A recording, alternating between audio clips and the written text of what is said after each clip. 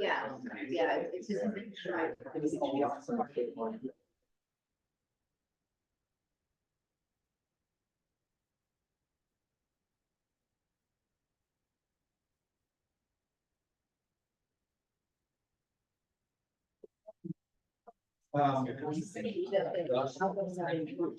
We need the.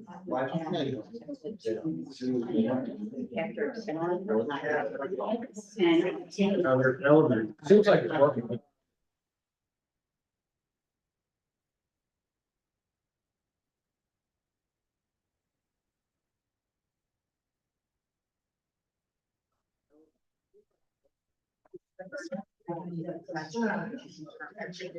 We need to see. I don't want to. Oh, yes, yeah, it doesn't.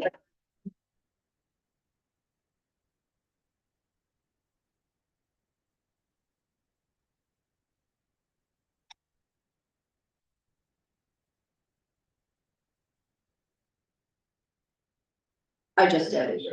And then it came back on. You're right.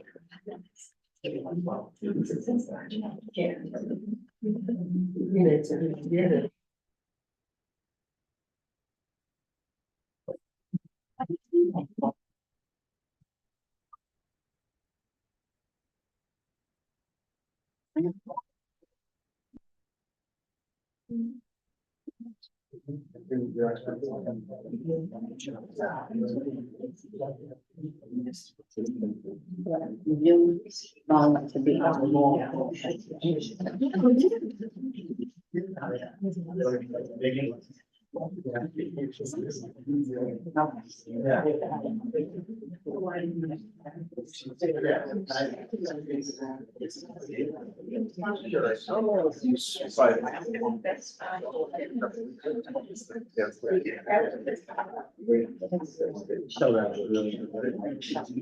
No, right, yeah.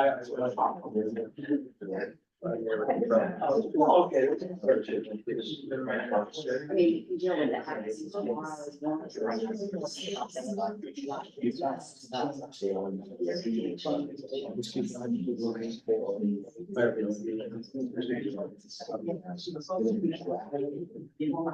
Yeah. See.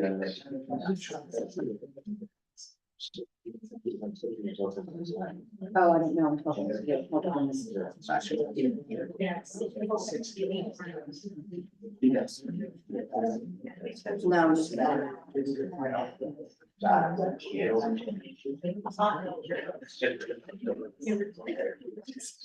No, just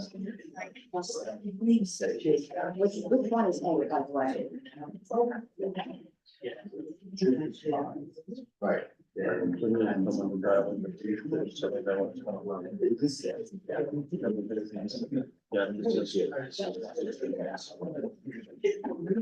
Just need to, right? Yeah.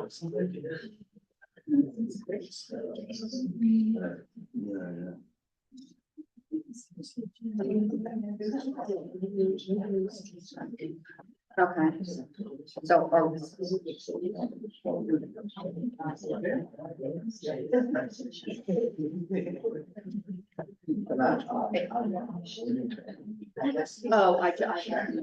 he's presenting for the. Yeah, and I made a. Yes, but yeah, he's got himself to it, right? So, yeah, but wait a minute. Denise. Wait, what's this? Fine. You said you're live. Hold on a second. I know, he's checking the speaker problem. I turned it off, you know, I'm checking. I'm not gonna. Never speak it. You guys are sorry. Okay, so we're good to go.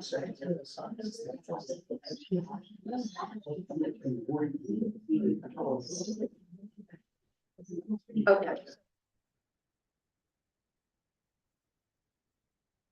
Wait. Oh, that was 200 now. But people are gonna be trying. Testing.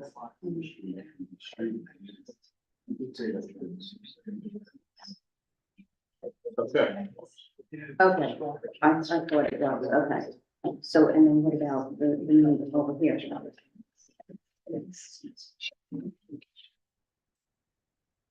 Okay, all right, so we're good. All right, thank you. Okay, bye-bye. Sorry. Are we We recording? can, yes. In accordance with the Open Public Meetings Act, please note the following: all Bernardsville Borough Planning Board meetings will be held in person in the meeting hall on the second floor of the Bernardsville Municipal Building at 166 Minebrook Road. Meetings will be live streamed on YouTube with no opportunity for public comment on YouTube. Members of the public wishing to offer comments or ask questions will be required to attend meetings in person. YouTube live stream across access for all meetings is YouTube Bernardsville Borough/streams. This link will also be available on the agenda for each meeting, which is posted on the bulletin board website, which is bernardsvilleborough.org. And on the Borough Hall public bulletin board at least 48 hours prior to meetings. Notice that these changes have also been emailed to the Bernardsville News and the Courier News. By posting a copy on the Borough website and by filing a copy with the municipal clerk all on January 16, 2024. It's the intention of the board not to continue any matter past 11 p.m. at any regular or special meeting of the board unless a motion is passed by the members then present to extend to a later specified cutoff time, and same shall be announced at the opening of each meeting. In addition, the board does not intend to begin a new hearing after 11 p.m. nor begin testimony of a new witness after 10:30 p.m. Any hearing conducted by the board is a quasi judicial proceeding. Any questions or comments must be limited to issues that are relevant to what the board may legally consider in reaching a decision. The quorum appropriate to a judicial hearing must be maintained at all times. It's My privilege to give the oath of office to our class 3 planning board member, Councilman Chad McQueen. If you'll repeat after me, yes, please stand and raise your right hand. I state your name. I, Chad McQueen, Do solemnly swear do solemnly swear that I will support I will support the Constitution of the United States the Constitution of the United States and the state of New and the Jersey, state of New Jersey, and that I will bear and that I will bear true faith and allegiance to same true faith and allegiance to the same and to the governments and to the governments established in the United States established in the United States and in this state and in this state, under the authority of the people, under the authority of the people, and that I will faithfully, that I will faithfully, impartially, and justly impartially, and justly perform all of the duties perform all the duties of the office of planning board member of the office of planning board member according to the best of my ability, according to the best of my ability, that I will not use my and office that I will not use my office to grant preferential treatment, to grant preferential treatment, nor to seek personal gain, nor to seek personal gain, favor, or advantage favor, or advantage, not available to the general public. not available to the general public. So help me God. So help me God. Congratulations and welcome back.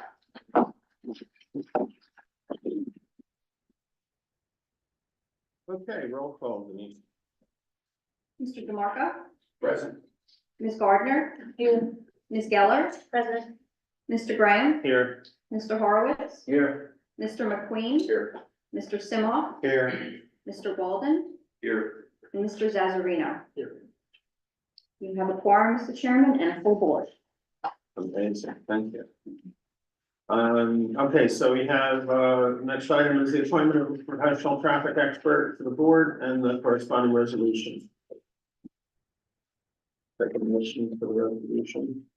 I move resolution number 2024-08, the appointment of Jay Troutman of the firm of Donna and Lee Associates as the board's traffic engineering. I'll second. I'm sorry, who's second? Well, we're gonna see if how could do that first. We did, We did, okay, yeah. And it's you're- all been done. okay. I'm sorry to remind everybody to please, board members, speak loudly so the microphones can pick you up. The court reporter can accurately transcribe, and the members of the public who are here can hear you. Thank you. Steve, do we need voice or? It's a resolution, a roll call vote, please.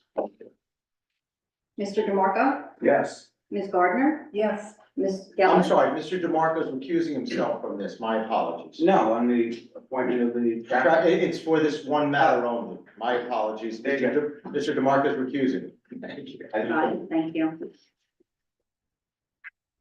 Ms. Geller? Yes. Mr. Graham? Yes. Mr. Horowitz? Yes. Mr. McQueen? Yes. Mr. Simoff? Yes. Mr. Walden? Yes. And Mr. Zazarino? Yes. The motion carries. Great, 8-0, correct? thank you. Yes.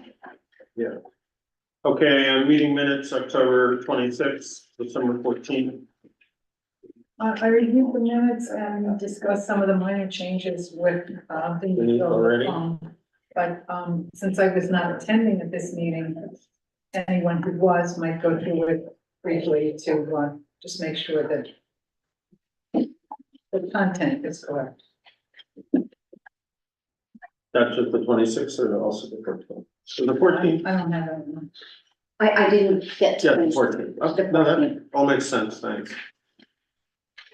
Anyone else? Comments on the 26 minutes?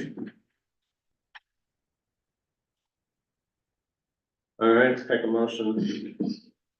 I'll move the minutes. I'll second that. All in favor? Aye. Any opposed?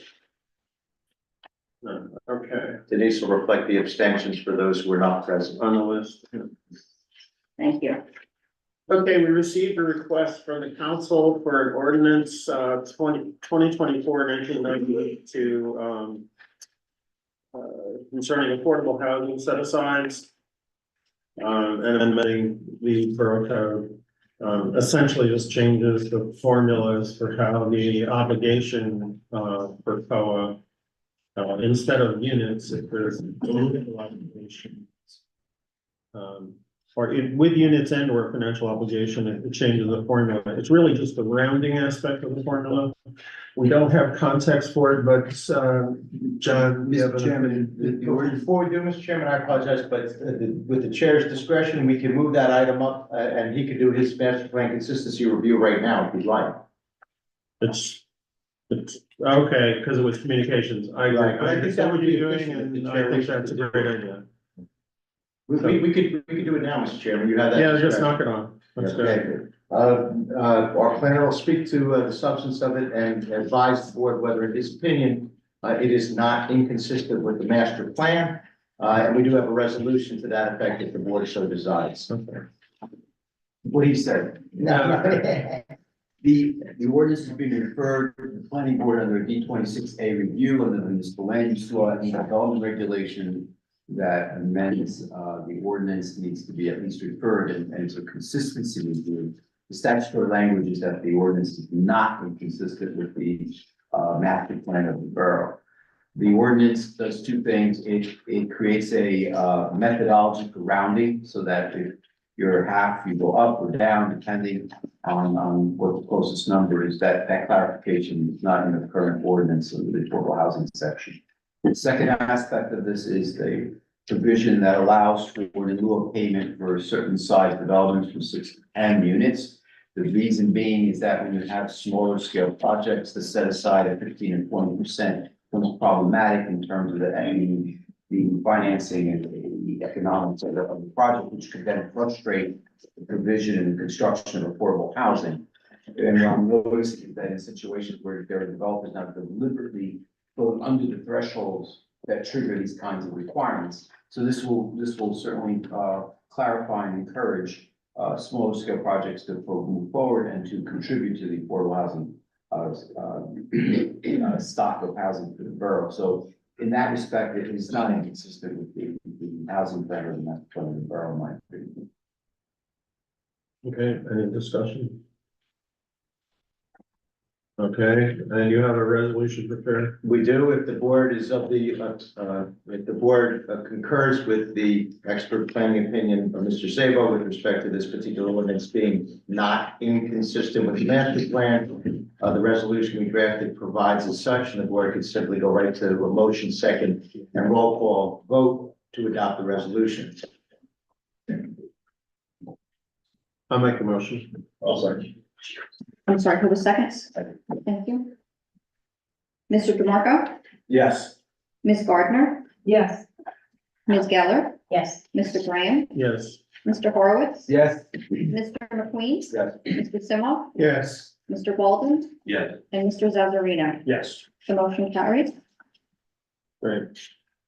So at this point in the meeting, is the first chance that any visitors who want to discuss anything that's not related to what's on the agenda, they can, be recognized and describe what's on their mind that's not related to the agenda.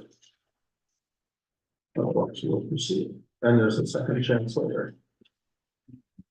See none. Okay, old business. We have two applications that have been approved and the resolutions are to memorialize the resolutions, correct? That's correct, Mr. Chairman. And if I may, on the first one, the Brook Urban Renewal, SP 242, what I refer to as Brook Road.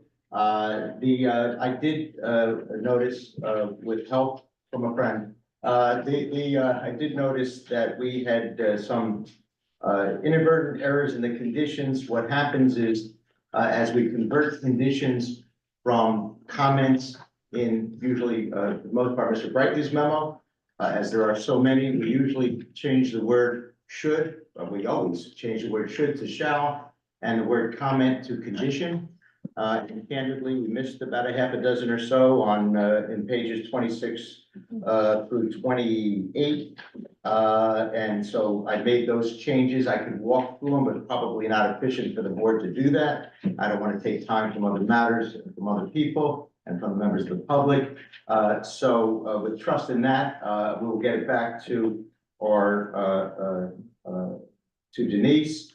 And there were a couple where we had good faith effort.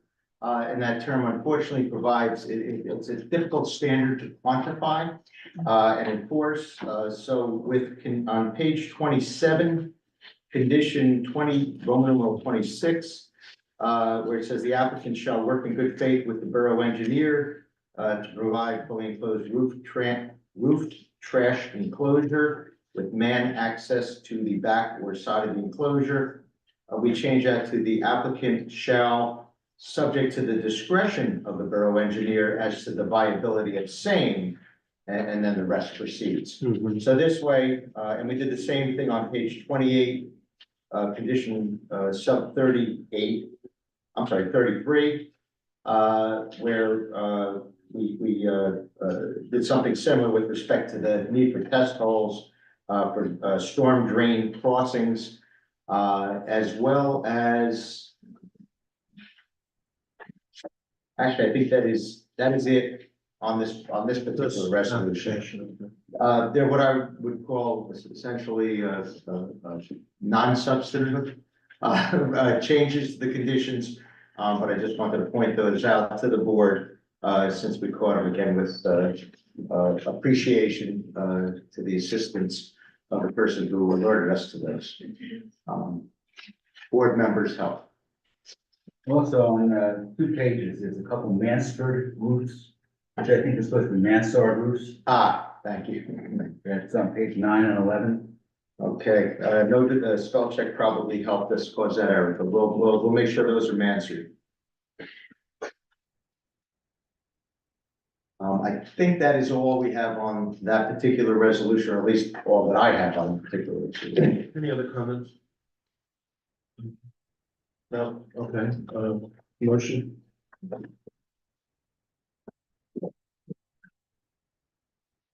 Motion.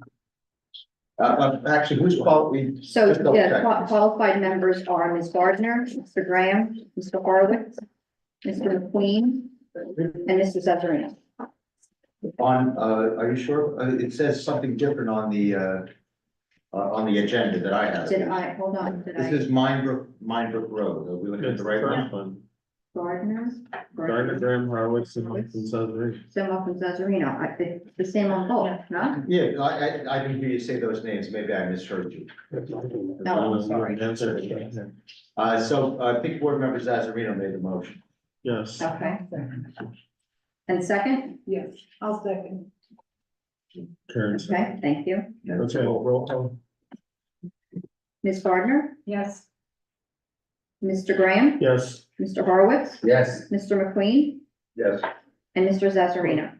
No, Mr. Okay, wait a Yeah, minute. yeah, you're saying McQueen, no, You meant Simoff? Yeah, You said McQueen for some reason. McQueen? Oh, your lists aren't matching up. wait a minute. Okay, I highlighted the one line, like I already did. Okay, hold on a second here. So, Ms. Gardner, Yes. Mr. Graham, Yes, Mr. Horowitz, Yes. Mr. Simoff, Yes. and Mr. Zazarino. yes, okay, My apologies. That's it. passes. All right, and then, Steve, the next one. Sure, Mr. Chairman, my pleasure. The next one, we had some of the same type of, errors where we, changed, good faith and best effort to subject to the discretion of the borough engineer as to the viability for same. That's on, bear with me, that's in, pages 24. And one on page 26. And I think that's it for those. So those relate to, on page 24, number 5, Roman numeral 1, 2, and 4, you'll see good faith or best effort of both. Those were changed as I just stated, as well as 26 on, page 26, number 15, same thing. They repeat earlier on in the body of the resolution, where we talk in the back section, where we say those stipulations were made, we've got them changed in both. Okay. So that's been reconciled. And then, as I said before, there are a couple, in particular on page 28, Roman numeral 30, and 31, you'll see where we have the word, comment instead of conditions. Because it was carried over verbatim from Mr. Brightly's memo where it should have been modified. So again, the same type of non-substantive changes, as well as page 30, number 37. I'm getting good at reading those Roman numeral. Where we had comment instead of conditions, so we've made the appropriate changes there. In addition to those non-substantive, I know we received a letter from council for the applicant with respect to a particular condition, and I'm aware that we have counsel for the applicant here if necessary, because we have a condition on page 24, number 5, Roman numeral 5, with respect to JCP&L access. Maybe I'll very quickly read the condition for the board as it presently stands.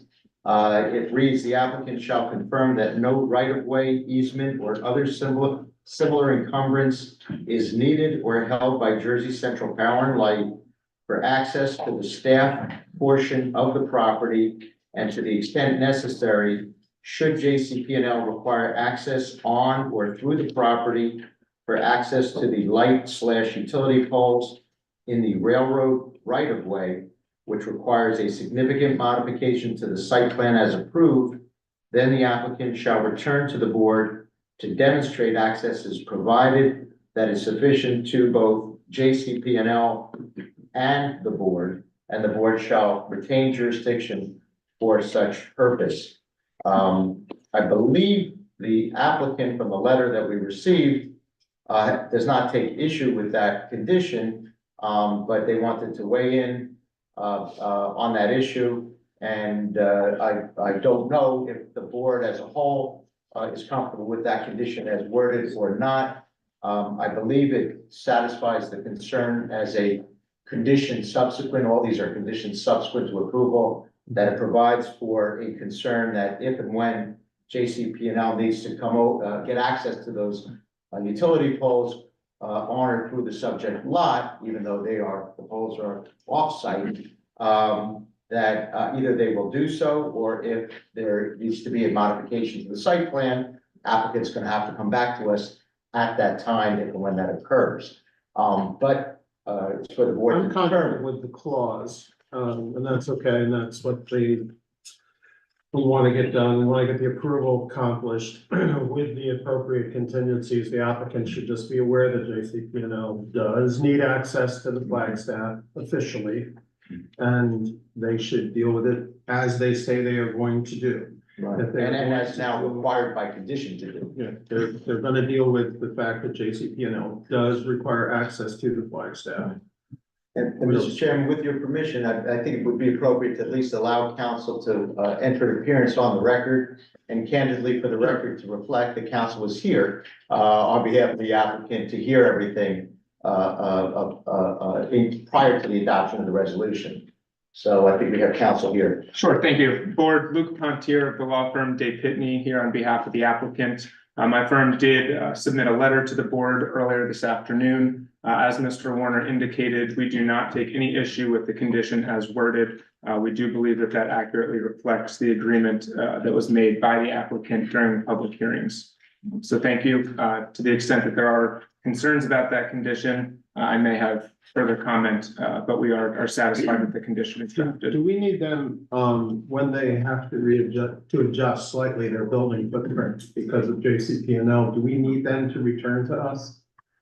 I would think that at a minimum, if it's gonna be that type of a modification. Yeah. And actually, by definition, what we're saying is anything beyond the, what we refer to sometimes, or at least the engineers do, de minimis field change. Right. Then in my mind, it rises to the level of an amended site plan approval, and it would be prudent to have them come I back. don't want to queer the deal, that's all, so I just wonder what, they will have to adjust their building footprint to establish a 10-foot access. for this. Apparently, they do not object to the condition as drafted. I agree. We have to assume, like counsel for the applicant has taken into consideration and has made the determination that it's not gonna have a negative impact on moving forward. I don't want it to have a negative impact on the Right. forward. I want the fact that, I want to be sure that when they have to change their footprint to allow for the 10-foot access, that they aren't inhibited. Right, and I guess the worst case scenario, if they're wrong, and they do need to make a modification to that condition because it's inhibiting something, they certainly have the right to come back and ask the board to make a modification to the condition that they're consenting to right now. They can always come back and say, please change that condition. If they felt the need to. All right. In other words, I think everybody's covered. I want them to be able to proceed. That's Right. the point. And I want to be Mr. sure Pontier, that can you that mind when- proceed with this when- language? when they have to adjust their building footprint, I want to be sure they can continue to proceed. Right. I don't want that to screw up funding or anything like that, so. We appreciate that. We are happy with the condition as drafted. And again, thank you for your time. All right, Steve, I have one other clerical change. Sure. On page 3 on the top. Sentence begins, residential uses to the east on the opposite side of Mount Airy Road. The residential uses on the west are opposite Mount Airy Road.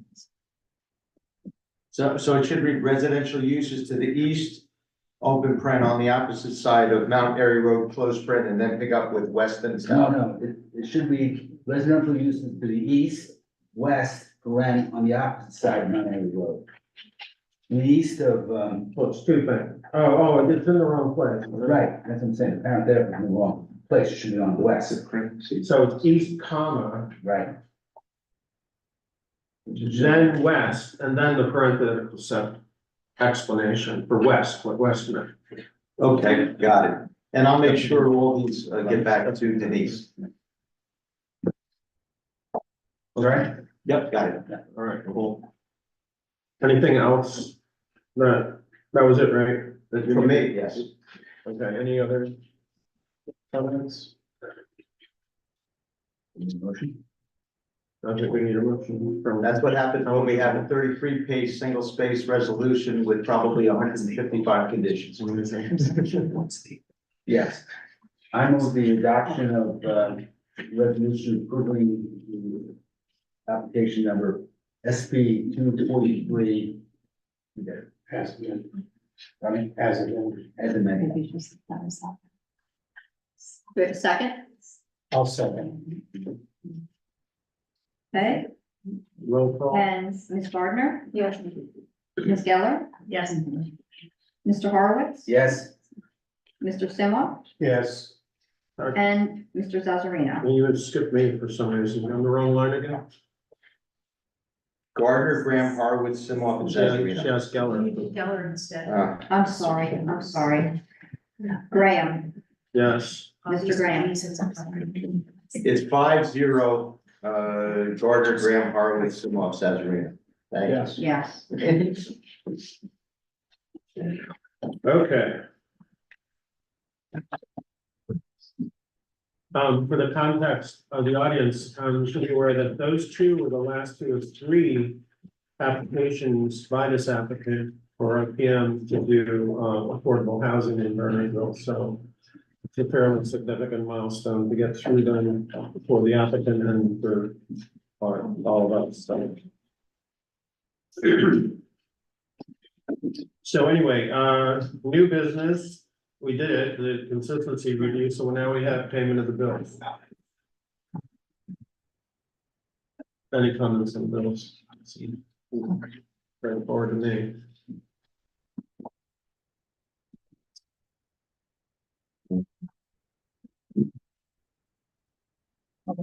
Yeah, go ahead, Karen. I move we pay bills in the amount of $3,216.25.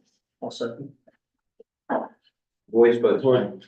A voice vote's fine? Yep. All in favor, of paying bills, say aye. Aye. Any opposed? Any abstains? No, okay.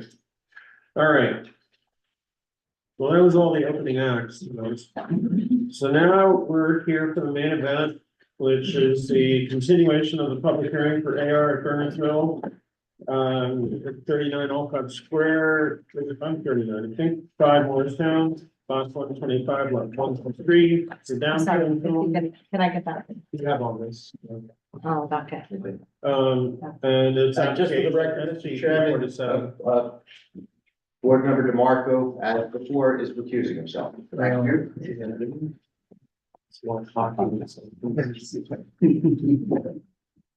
All right. So this is a continuation. Welcome again. And Mr. Chairman, before you begin, just all has to watch all the previous record and. And so did I. I want to make that statement. Okay, so, Or else. Denise, they should be both tracked as eligible.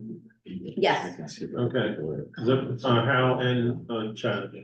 And Mr. Walton. And Mr. Yes, all three signed the Thank you. certification and, Okay. Attorney Warner. And the previous hearing was held on February 8th and was continued to 2 weeks after that, which is tonight. So, Hi, good evening, everyone. John Wuchaskala on behalf of AR at Bernardsville LLC. It's a pleasure to be back before the board this evening. As the chairman indicated, this is our second public hearing with respect to my client's application for the proposed redevelopment of the Palmer Square redevelopment area. Property is located at 35 to 39 Olcott Square and 5 Morristown Road, identified as block 125, lots 1, 2, and 3. This property is subject to the Palmer Square redevelopment plan. This is a plan that was adopted through a very deliberative process under the New Jersey Local Redevelopment and Housing Law. It was reviewed by this board and ultimately adopted by the Borough Council on May 8th of 2023. You're all familiar with the plan. The proposal that's before you is for a mixed-use project consisting of 68 residential units and approximately 9,230 square feet of retail space. Complies with the plan. We believe that amount of commercial retail space is the appropriate amount of space for a project of this nature and size based on a property, its location. This is a plan that's going to transform the property as it currently exists. Several dated buildings and a large asphalt surface parking lot. And what we're looking to create here is a project that is going to promote the borough's master plan vision for this site, which does call for a vibrant, pedestrian-friendly community development. with a mix of both residential and commercial uses. It's also a project that's consistent with Somerset County's master plan. It's actually recognized in the redevelopment plan itself. The county's master plan also established goals for the redevelopment, including repurposing of existing downtown areas, promoting mixed-use commercial and residential development, and really in a town center with easy access to mass transit and creating pedestrian friendly amenities while still utilizing your existing infrastructure in a manner that's really intended to revitalize these downtown core areas, including the property that we're looking at. The plan that is before you tonight is the plan that was envisioned more than a year ago when the redevelopment plan started. And in fact, it is the very plan that was actually appended to the redevelopment agreement that was entered into between the borough and the redeveloper in August of 2023. As I mentioned 2 weeks ago when we were here, we've got a project before you that is fully conforming to the redevelopment plan. We do not have any variance relief. We had a couple of minor deviations. We eliminated those design waivers. A lot of the legwork and design that is in this project was actually done during the redevelopment plan process. That's really kind of the whole core of going through that process of developing a plan, which for all intents and purposes is the zoning ordinance that's applicable here. And that is what allows us to come here with a fully compliant plan. In improving the plan, just like any other zoning ordinance, your borough council looks at it. They consider the impacts that are associated with the project. There was including everything from use to density, impervious coverage, setbacks, building height. And it also takes into account the fact that a project such as this is going to generate a certain amount of traffic. It's going to generate a parking demand, and that's all incorporated into the redevelopment. Just as a reminder, we were here 2 weeks ago. You heard the testimony from our first witness, Paul Much. He's our civil engineer. Paul went through all aspects of the existing site, put up an aerial, went through the overall site design and touched on all aspects of the project. We also reviewed the reports of the board professionals, and it indicated we've got a number of technical comments, engineering, planning, and we advised the board that we would comply with all of those comments to their satisfaction. Before we got to like real questioning of Paul, and we didn't actually reach the public questioning, we were provided with what I'd say is a rather long laundry list of suggestions, comments, questions, concerns were articulated. And I can tell you, we appreciate comments. It is part of the process. I've been doing this for the better part of 30 years, 30 plus years. I am accustomed to projects being modified through the deliberative process of the board, and that's whether it's comments from the board or comments from the public. And that's even when I have the fortune, as I do now, coming here with a fully conforming plan. They can always be made better, and we're happy to hear those comments and continue to go through it. Over the course of the past 2 weeks, we have looked at that list of comments and suggestions that were offered. And Chairman, I know you made those comments, with the hope and the goal of optimizing and trying to improve on that project. We're gonna review those comments as we go through with our witnesses, touch on them, and where we think we can work with those. We are in review and receipt as well of reports from some of your advisory boards. We got the Historic Preservation Commission. We got your Fire Prevention Committee reports. I would tell you that we have been in touch, had direct communication with Glenn Miller, who's made certain suggestions. I think I touched on this when we were here 2 weeks ago. We do have a project that actually is not only fully compliant with your redevelopment plan, but fully compliant with all applicable fire codes and subcodes. But there are certain areas we've discussed with Mr. Miller where we are certainly willing to enhance that and go above what those fire code requirements are, and we'll continue to work with him. I'm sorry, to interrupt with the chair's permission, Mr. Wixall, but Yep. was there a written report from Mr. Miller? No, Fire chief knows, no. no, So- we haven't got a formal written, we've had discussions. Will this be put on the record as to exactly what conditions? We will as Have been requested and will Yes. be stipulated to? Yes, they will, Mr. Okay, Warner. just want to make sure we get it as soon as we can. Yep. So we're continuing tonight. We would ask that the board remain patient. Would ask that the board allow us to present our witnesses and hear all the testimony of our witnesses. Obviously, there'll be opportunity for questions of our witnesses, both by the board and the public. In terms of this evening, I intend to call back Mr. Much, pick back up where we left off, because he was still subject to questions. I am gonna have him do a little bit of redirect on some topics. We did just receive 2 days ago an environmental commission report. I'm gonna have him speak to that and some other issues. Thereafter, I do intend to call John Korak. He's our traffic engineer. I know the board just retained Mr. Troutman this evening to serve as the board's professional. I think it is important that the board hears the testimony and the public as well. We're in a busy area, certainly in the morning and evening peak hours, and considerations of traffic and understanding what those impacts are important. So we're gonna have Mr. Korak testify. We know Mr. Troutman's not here tonight. We will provide Mr. Troutman with whatever information, documentation. I assume he's probably been provided with the reports so far and synchronized testing and so forth. He can contact our traffic engineer. Finally, we get to him. We've got Kevin Smith, who's a project architect. We'll go through all aspects of the overall design for this project that he came up with. You know, and again, through the course of our professional testimony, we do intend on touching on those comments you had made, Chairman. Any additional comments and suggestions we have along the way, we will consider. And where we can, do things to improve the project, we're happy to do so, as long as they don't impair the intent of the original redevelopment plan or violate the terms or conditions, because some things would require modification. So with that, I'd like to call Paul Marsh. John, just a suggestion. There's an awful lot of questions potentially for the engineer. Do you want to just consider bringing your traffic engineer up and having his testimony? Because I don't want to bog down on you got people that I know you want to present. Well, I do, Would you like us to try that? I would like to just, this is what I would suggest, Chairman. He's gonna be here throughout. If I can just have him touch on a few items. Fine. As long as And they're then- moving along too, because I do want to give you the opportunity to have your traffic engineers speak. I appreciate that, Chairman.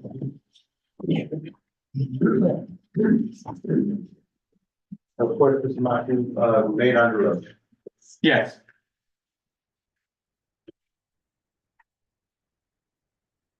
I think the last exhibit was A3, if I'm not mistaken, Denise. So the last exhibit was. A3. Yeah. I think that's Now what I'll I, keep it hard to hear. If I get any louder. well, when Paul stands here. Yeah, as soon he as I get blocks in the it. way.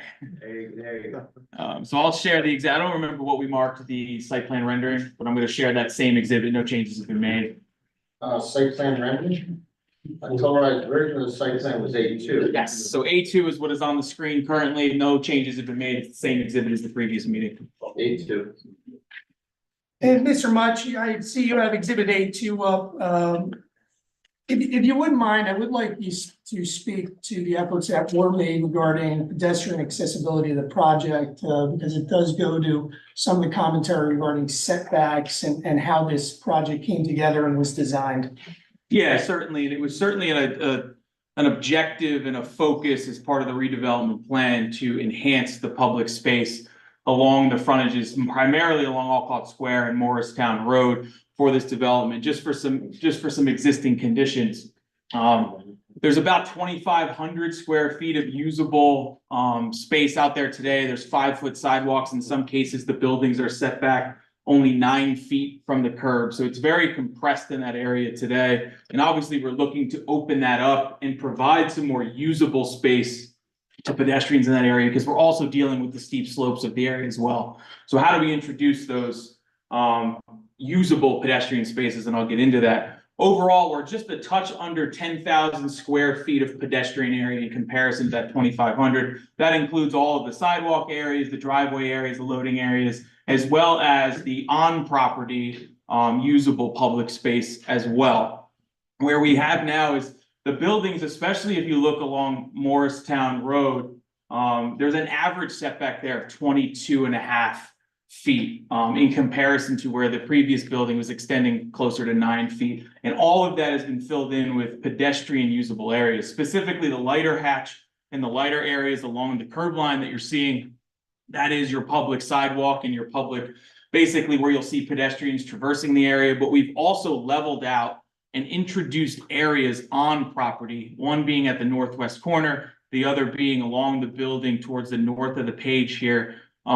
These are areas that will be able to be utilized more directly by pedestrians because they're going to be leveled out. There'll be some unique landscaping and things to attract customers, pedestrians into those areas to use the residential or the retail space as well as of any restaurant space or anything like that. So it's meant to encourage the use of that space in direct addressing the existing space that's really not usable in any way. Very short sidewalks that are not really usable for pedestrians in a significant way. I think that's it. And Paul, you're in receipt of the most recent report from the Environmental Commission, is that correct? We did, yes. Commission raised some issues regarding how stormwater management would be handled.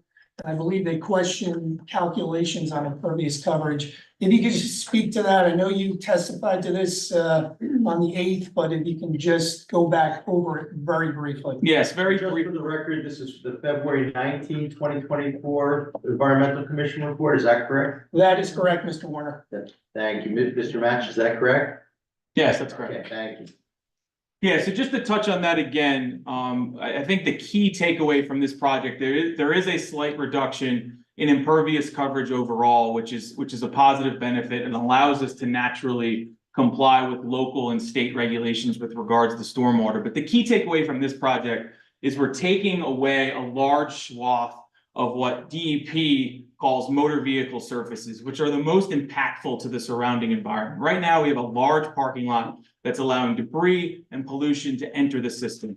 What we're replacing that with is what's considered clean runoff by the DEP, which is roof runoff that doesn't have the motor vehicle aspect to it, the oils, the debris, the trash, and things like that. And we're also introducing a courtyard that has substantial green space to reduce the overall load and reduce the overall rush of water to those public facilities. So overall, it's a significant net benefit from just the pollution, the trash, and the things coming off the site. And the introduction of some green space also reduces our load on the system. And Mr. Mutch, would you say that this project is consistent with the plan goals that are set forth in the Palmer Square redevelopment plan? I would. Particularly pages 21 to 22 of the plan? Yeah, I certainly would. In your opinion, is this project fully compliant with the redevelopment plan as adopted on May 2023? Yes, that's correct. The plan presented this evening, is it also consistent with the redevelopment, with the plan that was appended to the redevelopment plan approved and executed in August of 2023? Yes, substantially. I'm sorry, you said appended, if I may, Mr. Chairman, appended to what? Appended to the redevelopment agreement.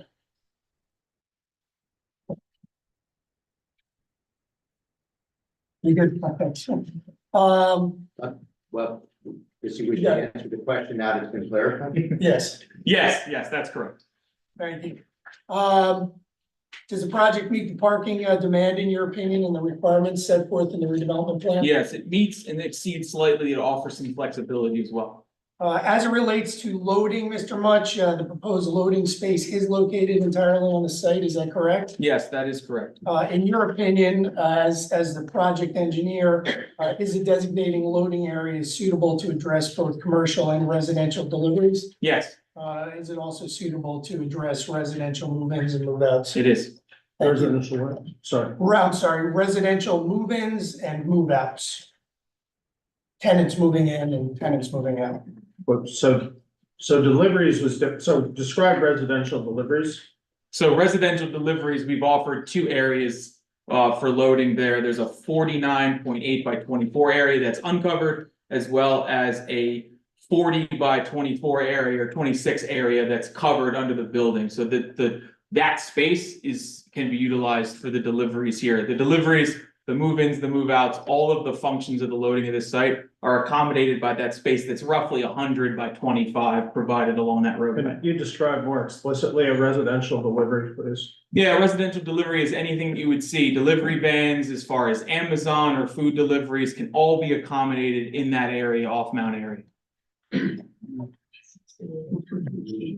That stretches credibility in my opinion, but, okay, I understand your position. Thank you. I have nothing further, Chairman. Did you feel that you addressed each of the points in the, letter from the Environmental Commission? I think the only one I didn't touch on was they also were asking about some of the bedrock and how that was going to be handled as part of this project. And I'll just elaborate on that a bit. There was a detailed geotechnical study with borings conducted to in excess of 30 feet below grade to assess where the bedrock is, where the groundwater is, and things of the like. And we are confident that the proposed underground parking and any underground facilities will not require the blasting and the things of the rock. We've specifically designed it to avoid those bedrock. And fortunately here, the groundwater in the bedrock is very deep, in excess of 30 feet. I'm sorry, Mr. Chairman, if I may, Sure. are you going so far as to stipulate no blasting? I mean, I don't know if you. Well, I don't know if we're gonna go that far, Mr. Warner. I think, well, listen, we've got geotech work. It is not our anticipation. If we did have to do any rock ripping or blasting, we would have to comply with requirements. It is not expected. There was also a question about the courtyard and whether it was gonna be used, and maybe it hasn't been used in terms of recharge or any of that. Yeah, so that's an interesting one as well. So I'll touch on that in two ways. I remember these two Sure. points. So first of all, we talked a little bit about the last meeting. That area is gonna be incorporated into the conveyance system. So the runoff associated with that will be collected by small yard drains and things like that, and then directed off site. So that is that one, that's probably half the comment you're speaking to. The other half is as far as recharge, and because this is a redevelopment. Sorry, do you want to just Yeah, say you gotta that? go slow. Please, yeah. That'll leak It's off on the top side, there. yeah. That's right. I drink a lot of coffee myself. For the benefit of the board members, Certainly, the yeah. board reporter, and the members of the public, I think everybody wants to hear what you have to say. Absolutely. So the secondary piece to that answer is that because this is a redevelopment plan and there's a significant area of pavement, we're also in a planning area 1 area where there's no requirement for recharge in an area like this because there is no recharge associated with the existing property. It's nearly entirely impervious coverage. So that will be matched in the proposed condition. It complies with all local and state regulations for stormwater management. So in a sense, it'll be treated essentially the same way the parking lot's treated today. The parking lot has stormwater runoff, which goes somewhere. And this will be collected and redirected somewhere also. In a very similar way. Yes, the end point of the runoff is certainly very similar to the existing condition. What's good about and the benefit of this project is it's clean roof runoff and treated by landscaping in the courtyard. So it's a substantial cleaning of the runoff coming off the site. I'm sorry, Mr. Chairman, if I may, because I thought I just heard Mr. Max say we're in planning area 1. Oh, we're planning to. We're in planning area 2, yeah. So. Misspoke. That's, your testimony is your testimony, but I don't know if that changes his opinion or not, but I just want to make sure the record's clear. We're not planning area 1, we're planning area 2. Yes, certainly. Does that change your testimony? It does not change my testimony. There is not a recharge requirement for this redevelopment plan. I think the direct benefit is the cleaning of the runoff. So on the subject of the lot, how are you planning to resolve or mitigate the abandoned gasoline fuel tanks that are in the southwest corner of the property? What do you intend to do with those fuel tanks? They'll have to be removed and it's part of environmental remediation for the site. The site will have to be I think cleaned you to just told the residents. same, but Yeah. would remove, okay? And then second to that, how, if anything, are you going to do to remediate the oil spill under the Palmer building? Anything that happens as far as an environmental factor, this site That's will be already handled clear. by an LSRP and will have to meet all state and local regulations for that, absolutely. And do you have a plan for that yet? Do it. I'd have to ask the client. Do we have an For that oil LSRP spill? plan for any of that? We'll respond back, Chairman. Yeah, it's a question I've asked the Fine, client. it's a, Somewhat outside my purview. okay, I never really know. some- Yeah. Yep. Questions? I'm sorry. Was this what you wanted to cover and then you? I've covered what I wanted to, Chairman, Okay, so so whatever questions you want to ask. we have a ton of questions, but I wanted you to be able to go to the other witness and the call, but. Is there? But I have a question, and some inconsistencies between the architectural plan and the engineering plan. This is the architectural plan on the, This is a colorized version of our site plan.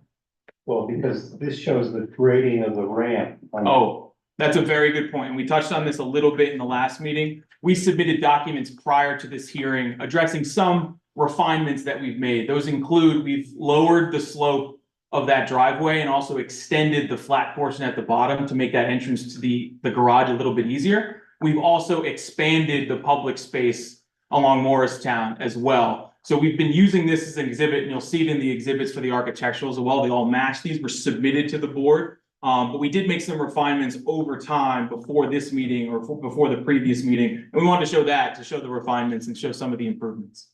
And are those updates being submitted? And because we're working with the baseline stuff, Yep. right?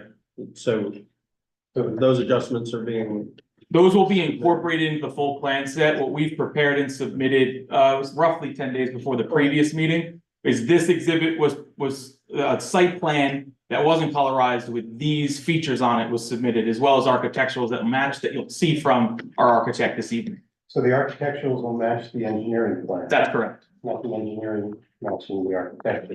Yeah, we worked in conjunction to prepare a slightly optimized plan prior to the previous meeting, and that's what we're presenting to as part of these meetings. So you made a statement that the plan was appendage to the development agreement. Do you know how it was appended? What means? It's in the document itself. It's towards the end. Can I just follow up on that? Do you have a whole pile of drawings and things that they appended to the development agreement? They were not. No, those are the specific What I designs. understand is the These are- development agreement was 2 or 3 pages. Correct, yeah. General, but council never saw the specific design of this project before they approved the plan. Yeah, the fine detail of the design comes for the, the preliminary and final site plan, yes. Well, that was part of my question. You said appendage too, so thank you for that. Yeah. You know what they saw the traffic report before they adopted the plan? What did they say?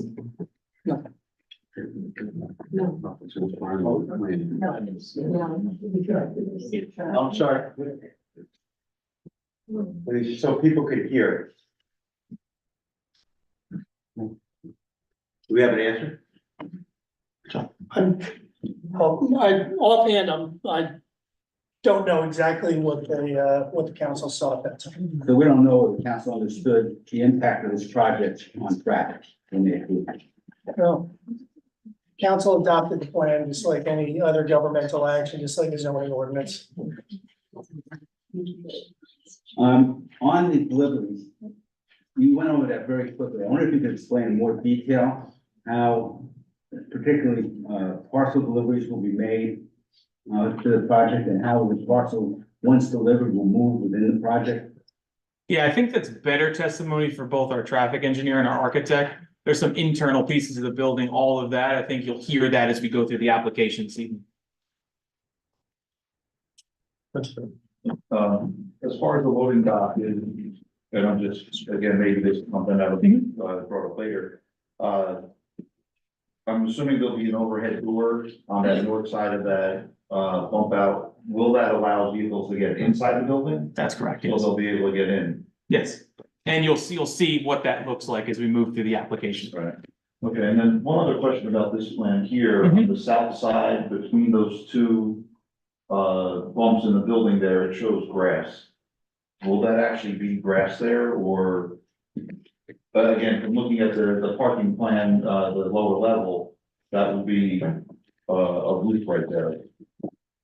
Yeah, I think the intention is that will be sunk under the grass there, so. This grass will be on top? Yeah, so that area, yeah.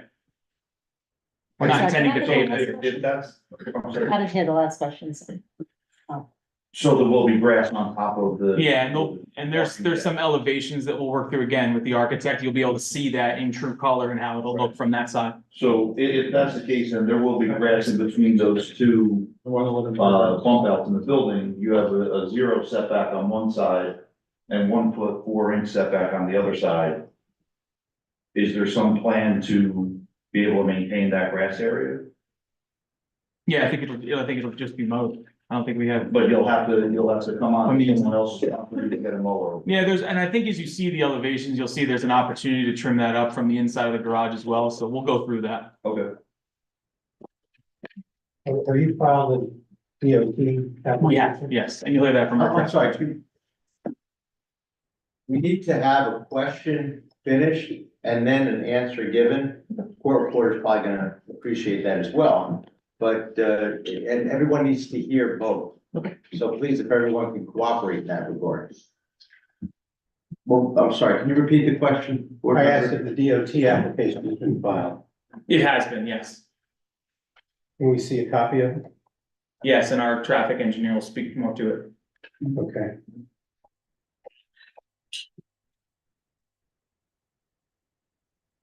So John, I'm gonna withhold questions from the public. I've got about 60 more for the engineer. But I do want you to be able to introduce your traffic Okay, witness. that's fine. All right.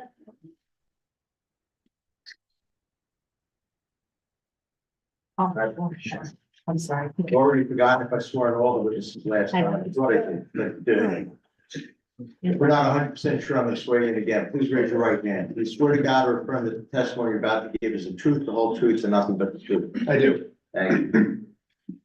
Ms. Korak, can you please provide the board with a summary of your educational and professional background and licenses you hold? Yeah, of course. Again, for the record, my name is John Porak, last name spelled Corak, with Stonefield Engineering and Design, with my office located at 92 Park Avenue in Rutherford, New Jersey.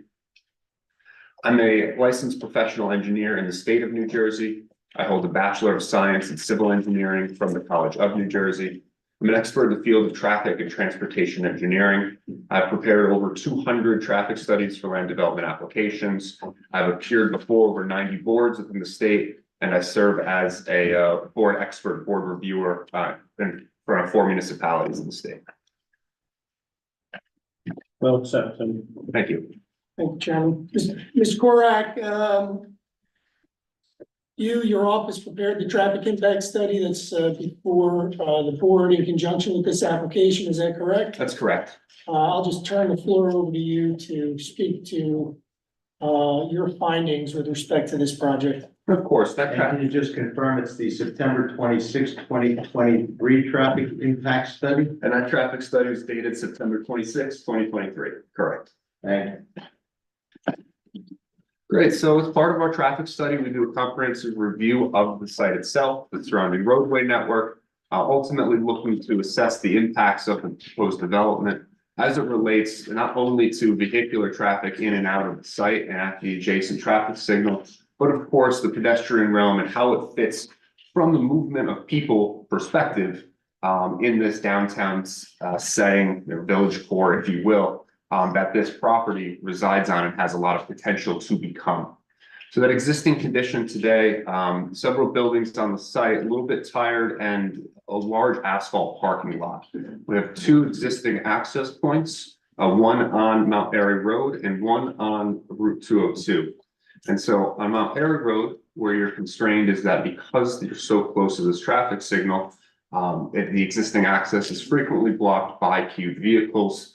And so making any sort of left turn movements in or out becomes problematic.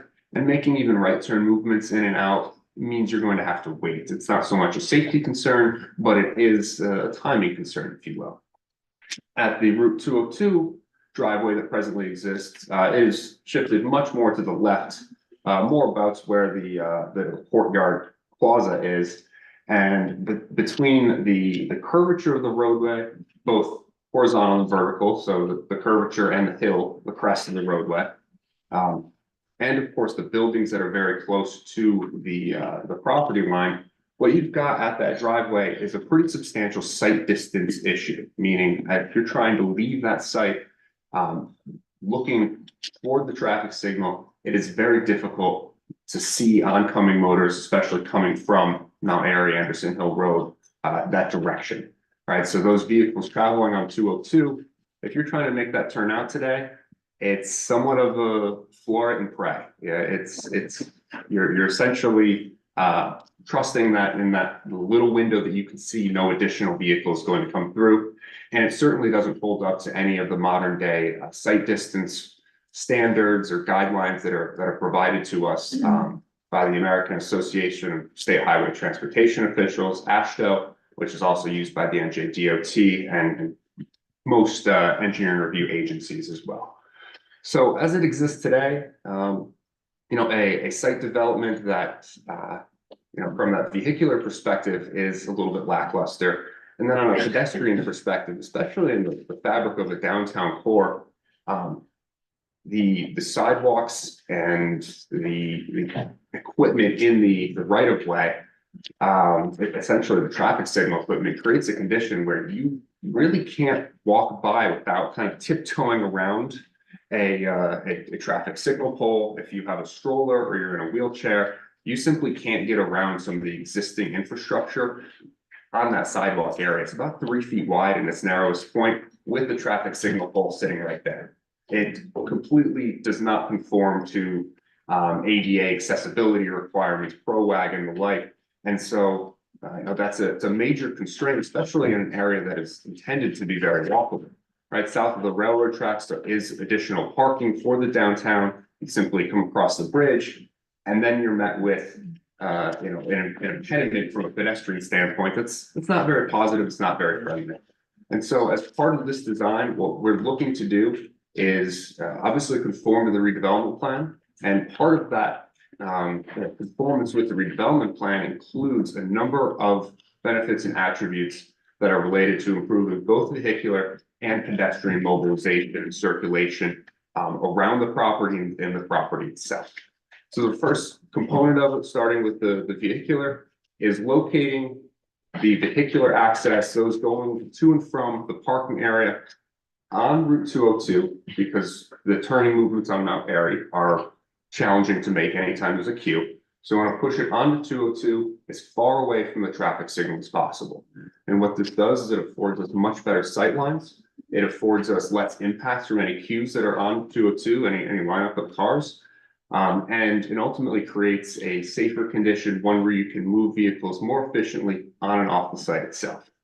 The second piece is by locating the loading to Mount Airy Avenue, loading generally being infrequent. And the way that this loading area works is that essentially because those left turns to and from Mount Airy are very difficult, especially if you are using a larger van or a box truck, that's what we'd expect for this type of development. Essentially, the movement for the loading operation is you're coming up Mount Airy, headed northbound. You essentially turn in, making a right turn in, pulling all the way up, and then you back into the loading dock area that's covered. And so when you want to leave, then you simply leave that loading dock area, pull out, and essentially slide over to the left to make the right turn out of the site and continue on Mount Airy and either up to Anderson Hill or onto Route 202. So the intent here is to make very simple maneuvers, right turning type maneuvers, not being obstructed by those queues, and locating this loading in an area that's away from a lot of the other pedestrian activity, the downtown activity on Route 202 and outside of some of the internal site corridors as well. As part of our traffic, yes. You just said something. You said outside of the downtown pedestrian activity. What makes you think pedestrian activity isn't right there for that loading? Well, the main storefronts and businesses, your travel. Yeah, the travel paths, they're all fronting Route 202. Yours. Right, but continuing on the corridor, it's much more substantial on 202.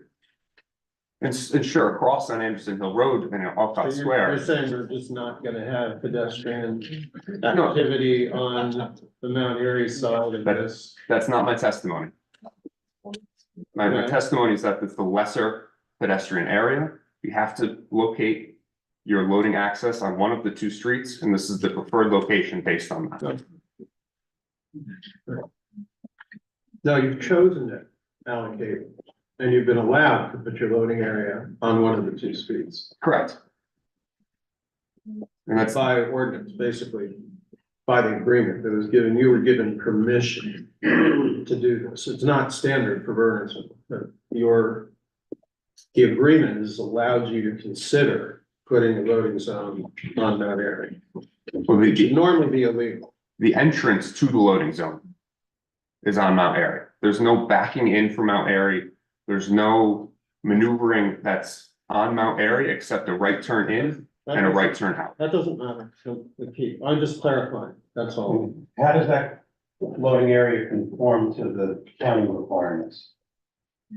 In terms of driveway openings, things like that, I'm not 100% sure on the curb line opening. It's possible that it needs a waiver, I'm not sure.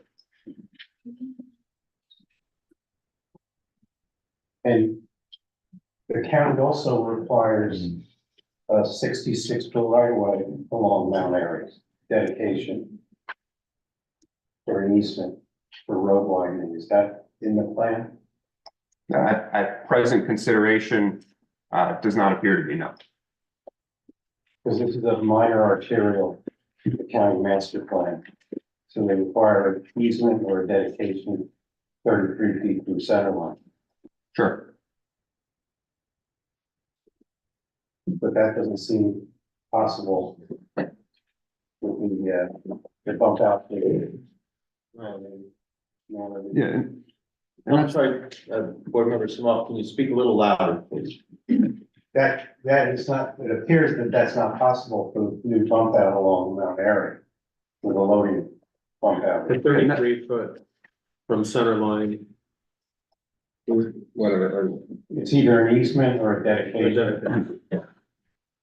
And that's something that we can discuss with the county. I think one of the considerations here is that bridge directly south of us that would at least taper, the extent that the county would look to widen this area in the future, but that's only Bridge is discussion. being replaced. It's a good idea, but the bridge is being replaced, so.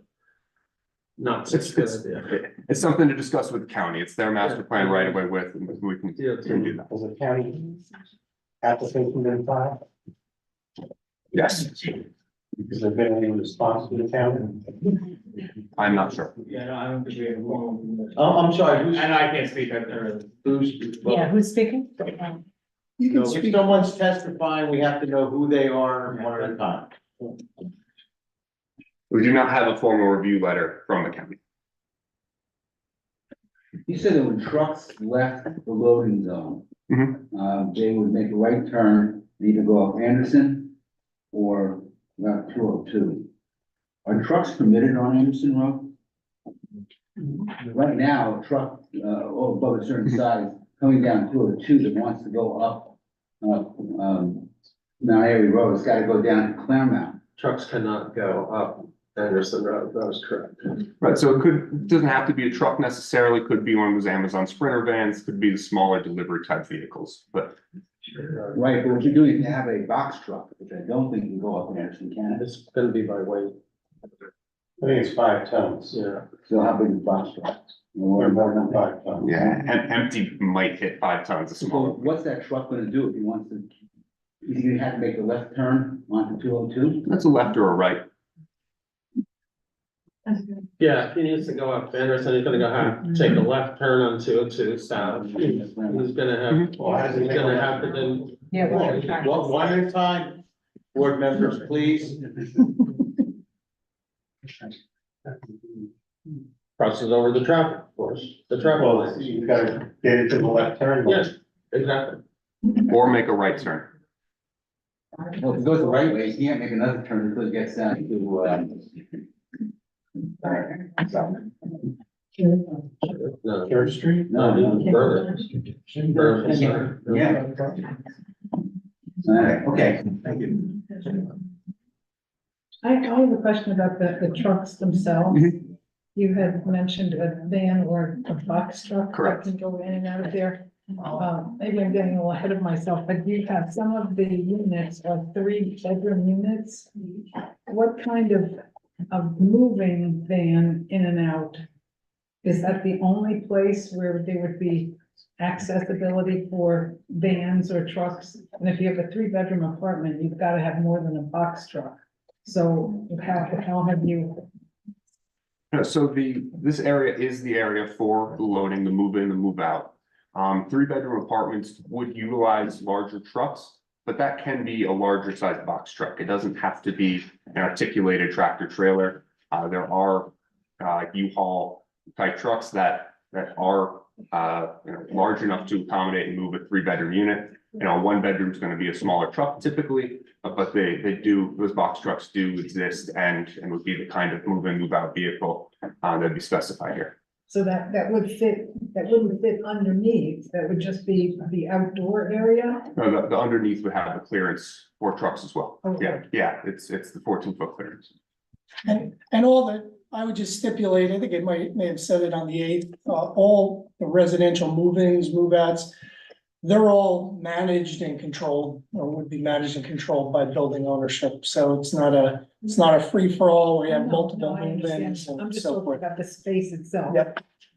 What are the number of deliveries that you've used in your model to describe all of the different types of deliveries? You mentioned one, there's the post office, there's Amazon, there's FedEx, there's UPS, there's DHL, there's Uber, which may be different, Lyft, taxi, all the other types of deliveries. I don't know if you're expecting Grubhub or DoorDash to do deliveries there, liquors, groceries, pharmacies, what kind of deliveries do you expect to be done? And I asked you this before, I'm sorry. There's a lot, deliveries is a big cloud of stuff, and I'm wondering what quantity of deliveries you use in your traffic assessment of that loading facility. And I appreciate the move in, move out would be scheduled, but what did you use? Right, so the move in, move out is the one component of it, and once the building is leased up, that's a pretty minor amount, right? Your leases are typically at least a year, and you hope for renewals because that keeps the residents in the unit longer. It keeps, the rent coming in. The other deliveries we'd expect that are mostly related to the retail components, related to deliveries for those retail pieces and any, I would guess, box truck deliveries of the residential. So what I would expect to be able to use some of the parking areas, the internal circulation, would be those passenger vehicle type deliveries, DoorDash, Uber Eats, your pickups for Uber, those types of, residential type deliveries can utilize those areas on site where the circulation is open and available, instead of mixing that type of use in a loading corridor that predominantly serves the box trucks. Yeah, you brought up a great point. There's the retail replenishment that I left off my list for you. How many delivery trucks do you see as arriving? What was your assumption of the frequency of which delivery trucks making deliveries to apartments would be during the during the daytime? Yeah, so over the course of a typical day, you might see 2 to 3 box truck type. They're the smaller box trucks that FedEx, UPS are delivering with. Amazon may have a little bit more frequency, but when you're delivering to apartment buildings, you're able to essentially put more packages in for more units and handle the deliveries, at a more singular time than spreading out numerous trucks throughout the day. What was the number of trucks you expected to arrive every day when you modeled this? So it was for the residential portion. Yes, the 2 residential. to 3 trucks. How many? 2 to 3. Okay. Okay. I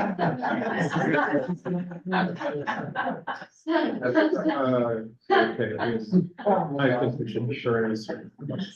I'm sorry, Mr. Chair, can't hear you. We should defer answering that question then. We can revisit that, certainly. Yeah, I get more than that, just in one house, 5 deliveries a day, so. And you got mail, I guess that's a separate delivery item, right? Of course, right. I'm talking the box trucks, the larger trucks, when we're talking about the Amazon Sprinter vans, the mail, those are additional components of it. We're asking about the truck delivery. And the size of the truck, like the smaller box truck is 30 feet. No, the smaller ones are more like 23 feet. Well, I mean, for like the move-in. Sure. But then there's the discussion of the larger box truck, which is 40 feet. Mhm. Have you plotted I saw a plotting of a 30-foot truck. Have you done the 40-foot truck? At this point, I haven't plotted the 40, have plotted the 30 though. So we'll need to make sure that 40 can be accommodated. Okay, and the expectation would have been 30, it depends, that loading zones in our town are supposed to be 30 feet, capable of supporting those trucks, and so you're saying, in addition to that, you'll plot out a 40 foot. Of course. So when a truck arrives, when the Amazon truck arrives, where does it go to? It goes into that 30 goes, loading zone? It would likely be in the outdoor loading zone, understanding how they typically aren't going to enter buildings. Now, when the second truck comes at the same time, where would it go? It'd likely be in that area as well. Is there enough room for the two trucks to be there at the same time? The two could stage, it might take a little bit of jostling to get the second one out. But yes, you could park two in that same. Okay, so now the guy's in the loading zone and he takes his packages out. Mhm. How do the packages move through the building? I would defer that to the architect. Okay, fair enough. A good question, but I would defer that to the architect. Can we just back up and just clarify this? I didn't know if I heard it correctly. If we're talking about Uber or that kind of a pickup, a taxi, for instance, would that come down in the parking area or at that same pickup location where your delivery's on? It would certainly not be in the pickup delivery location. An Uber or taxi pickup is not likely staging there. Typically what you see with any Uber pickup is they stage on the street. If you have something like a grocery delivery service, you have like the shoppers that do it for you in their own personal vehicle, they're probably coming into the parking lot area. The Uber can also be directed by the person ordering it. If they're not ready, hey, don't wait on 202, come and park in the lot and I'll.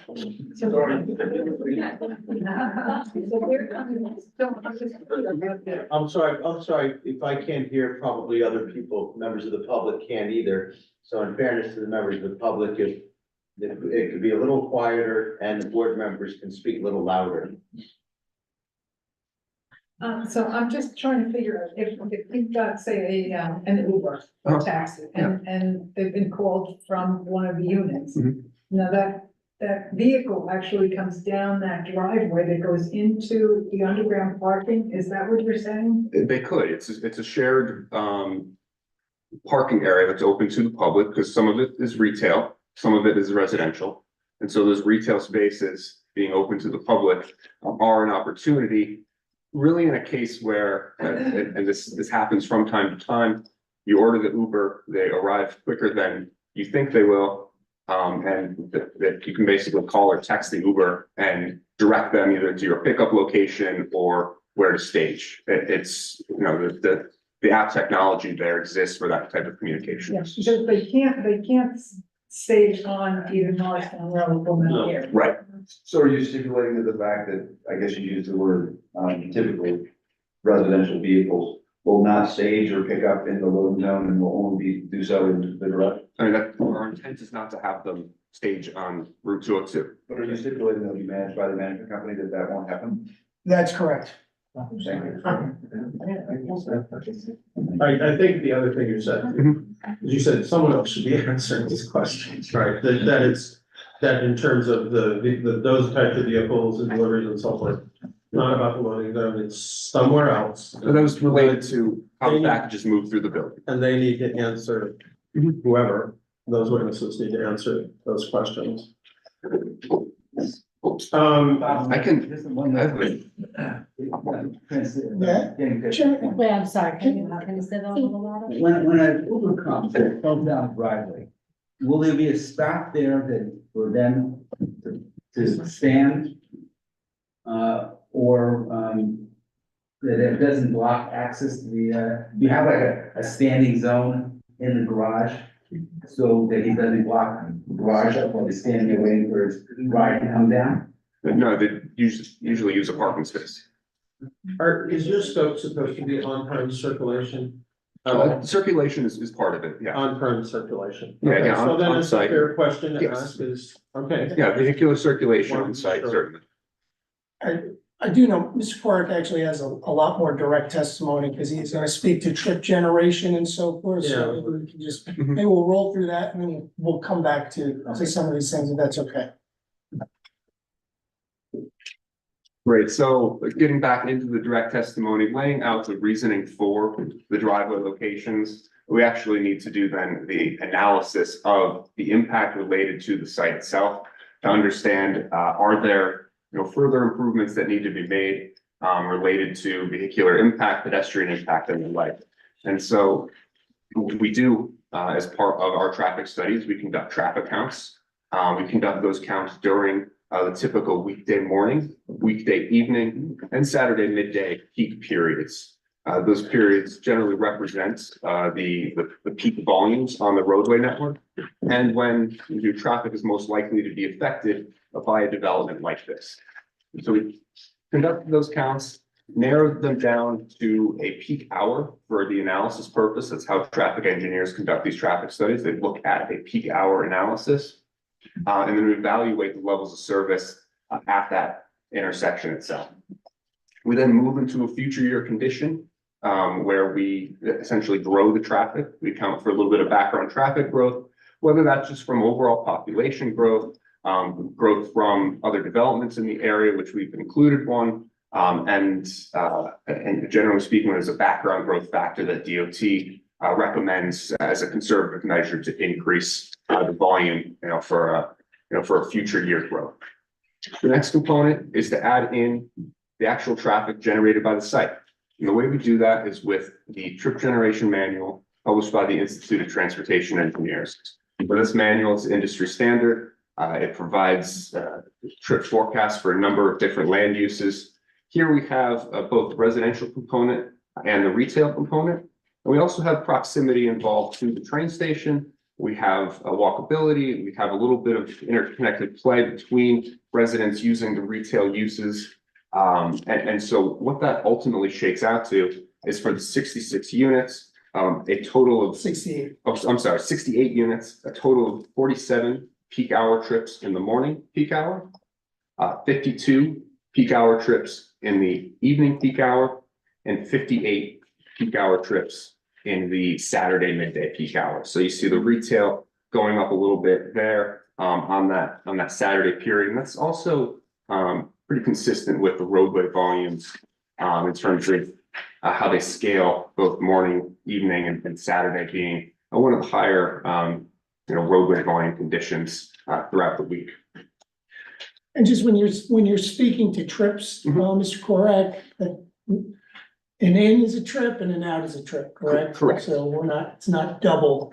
Correct. And so in the morning, you'll see a higher rate of out trips as more people are leaving to go to work. It's a similar phenomenon the other way in the evening, where you have more people coming in, returning from work. And then Saturday is a pretty even split as people are running errands, visiting retail, and the like, where it's a broader distribution throughout the day and you get closer to 50-50. Is it based on, parking spaces or residents or what? It's based on unit count for the residential, and it's based on floor area for the retail. So Jerry, can I ask a clarifying question based on something that was just testified to, with your permission? Because you gave numbers, Mr. Korak, 47 weekday morning peak hour, 52 weekday evening peak hour, and Saturday midday peak hour. For the benefit of the public, a couple of things. Number one, Can you give what those peak hours are? Yeah, of course.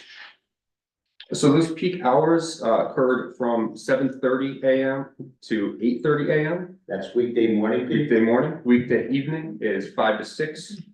Saturday midday was 11:15 to 12:15, based on the actual volumes that were counted. And the numbers you gave, 47, 52, 58, those were on page 9, your adjusted proposed trip generation? Correct, Okay. correct. That's And table those 3. adjustments were from page 8, and they included something called internal capture trip reduction and something called LUC, I'm assuming that's land use code. Yeah. 822, 34%, 26% pass by trip reduction. Right, So correct. those are not what I would call gross proposed trip generation numbers. Those are net for these adjustments that you made. Is that correct? That's correct. And And would what's, it be appropriate, I think the chair of commission might be appropriate to explain for the benefit of the public those adjustments, because I want the public to be aware of the fact that you've made adjustments. Sure. To these numbers that are based, as I understand it, on these code on the ITE, which 11th edition manual. right, so the first component of those adjustments, the internal capture, you have essentially residential use on the same site as retail use. And so some of those retail trips are oftentimes generated from the residential units. So there's a modest reduction because you don't have to leave the site. You basically just walk over to that use. So are you in essence saying some of the customers are gonna come from the 68 units themselves, so therefore some numbers will be less? Is that Yes, the point? that's correct. Okay. And I guess you have a column in there that during certain periods of time. Okay. Yeah, we don't forecast it much for the morning. It's more that evening and Saturday peak hour conditions. Same thing on the pass by trips. Those are for retail trips that are already on the roadway network. Retail frequently captures traffic volumes from the roadway network. And so those volumes are routed from the roadway in and out of the driveway for the analysis. They don't actually constitute new vehicles on the road itself. What's not captured in here is reductions related to transit use, where we would expect, given the proximity to the train station, a number of residents in particular to forego driving to work and instead take the train to work, and that would reduce peak hour traffic volume, especially on the morning and the evening period. But I don't know, New Jersey train, can't figure that one out, so. I have a question. Yeah. But when you did the projections, for mid-rise, you didn't take advantage of the adjustment. The calculation, Right. the land use code that you use, because there is a land use code that says near public transportation, you didn't do that. I would need to double check. It may incorporate that. It's not specified in here. I need to confirm that. Well, I checked it, Great, I appreciate that. and it doesn't, the land use code that you used was not one within a half a mile of the train station. Right, and so the ones within a half mile obviously incorporate that transit. In reality, they're about the same. So how are you suggesting that their estimates are higher than what they could be? No, You're suggesting, or do you think the other way? if you use the category within a half mile of a train station, it ends up being about the same number, because the environment, the number of studies that were done for the train station category were a lot different. There were like 200 studies done for the mid-rise and only like half a dozen done for within certain distances, half a mile of train. Right. So it ends up being the same. Do you use Synchro? Yes. What version? This one was done in Synchro 11, and 12 was published recently. Right, I just would suggest that you do that, since in 12.2, there's a correction of the right turn computations. Yeah, of course. Work, so.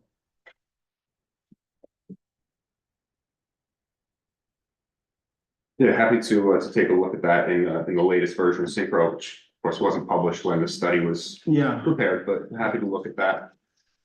So moving on with, taking a, yeah. So you took no credits for mass transit being in proximity, Different credit. right? He took a different credit. I'm sorry, can you, I'm He sorry. took a different credit instead of the mass transit credit. Right, you took the one for the internal shopping. Mhm. Yeah. But you, That's what House said. okay, I just want to need that clarification, please. Correct. Well, can we talk about that?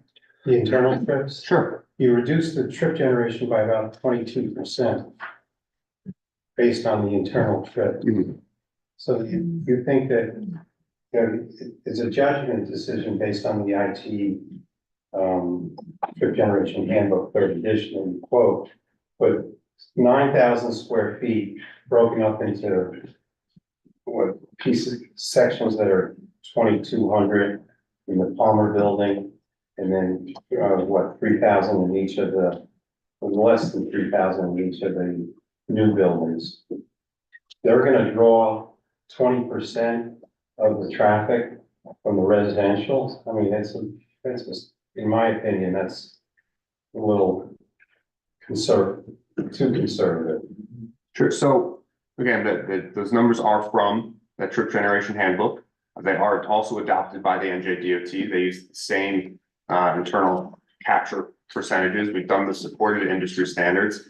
And that level of reduction on a mixed use project, I don't think is uncharacteristic. I also don't think it's uncharacteristic to say that some of those trips would be captured by people already walking on the street in part of the downtown, an urban infill type trip reduction as well. Now, there's a lot of different analysis that can be done to essentially correct the data from a standalone suburban development, totally car centric, to a development like this, we're in a downtown core. Why didn't you use that? Because we felt the internal capture was appropriate. So I guess I'm gonna ask a question differently. Mhm. Is it your assessment that the trip count is really a maximum trip count? Is that your testimony based on the fact that you didn't take several of the credits? I think was the word that Jeff used. We took some of the credits, not all of the credits. We could have taken no credits. That would be the maximum. Well, I'd like to, if you could present, there's a method of calculating, because you calculated it based on a methodology for the internal trips. Could you present that? Could you bring that back to next meeting? Yeah. Take a look. Yeah, of course. Yeah, there's standard, spreadsheets that help calculate it, but yeah, we can provide that. If it's possible, with no credits, that you testified that would be the maximum.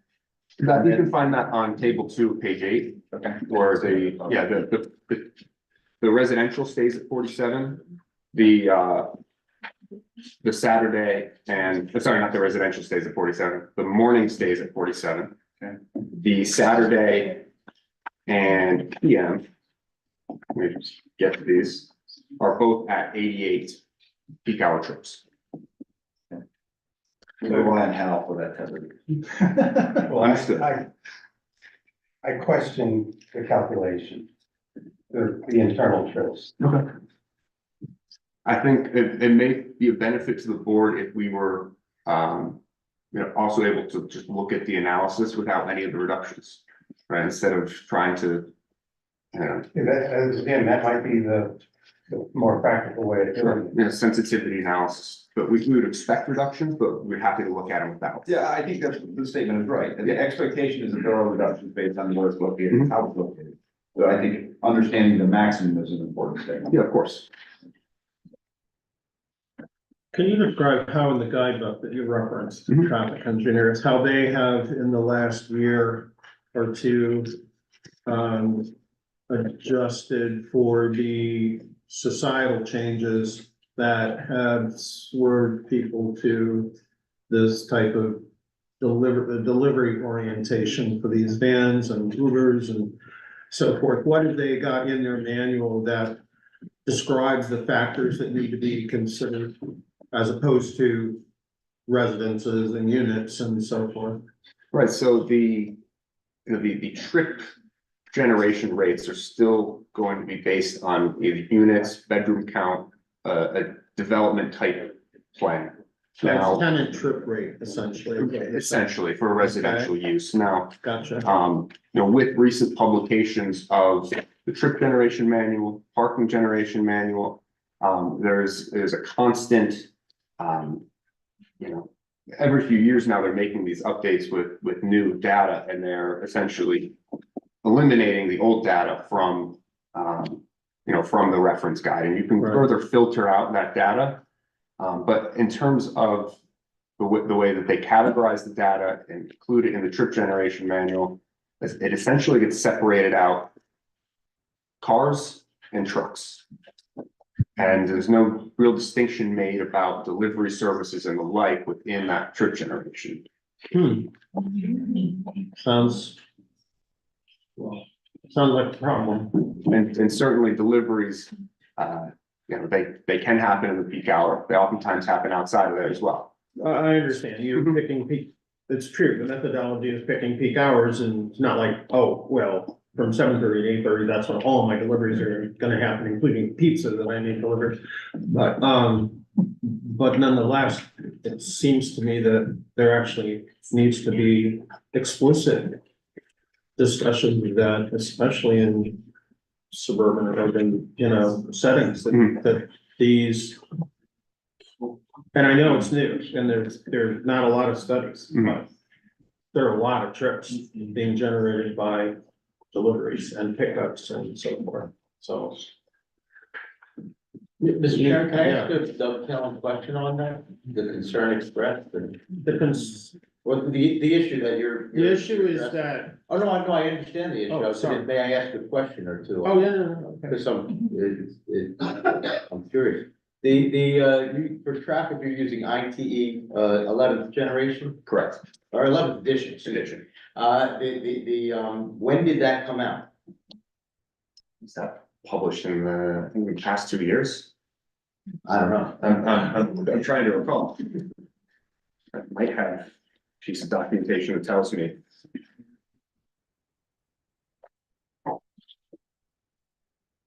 I think within the past 2 years, but I'll need to confirm. Safe to assume any studies that were incorporated in the ITE 11th edition, if it came out, say, 2 years ago, the studies preceded the publication. Of course. Okay. And do we know when the ITE 5th generation, is that the ITE 5th generation for parking? Oh, we're up to 6 now. Do we know when that one came out? It was last year. It was recent. Second half of last year. Same thing though, right?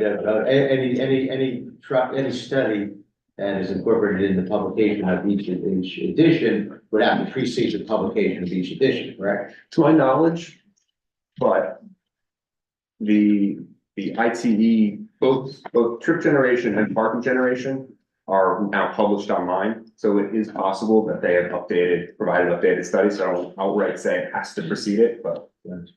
Did you use the one online or did you use the published? The one online. Okay, So so we call it at the time of, the September 26th date. do you know offhand whether they actually add new studies on before publishing the next edition? I've seen them revise land use codes. I've seen them revise the way the studies are delegated, without releasing a new edition. I don't know offhand if these particular uses that were used have had that happen. Do we know whether or not, do we know when, or from what range of time, the studies were, that appear in the ITE 11 edition for trip generation, the ITE 5th edition for parking? Sixth, I keep doing it. 6th edition, do we know the range of time, from when the respective editions, studies were done?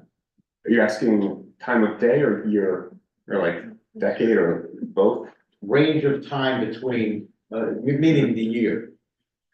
Years. I don't know offhand, but that information can be obtained. Do they keep old ones, or do they, through each edition, do they just use a whole new set of studies that were subsequent to the prior edition, but precede the current edition? No, they do use some studies that were in prior editions. They determine, they look at the data and determine if there's a need to cut off old data. For example, a bank land use has had a substantial difference in traffic generation, parking generation due to technology changes, the way that people bank, direct deposit probably being the biggest piece of it, where you no longer have to go to the bank to cash the check.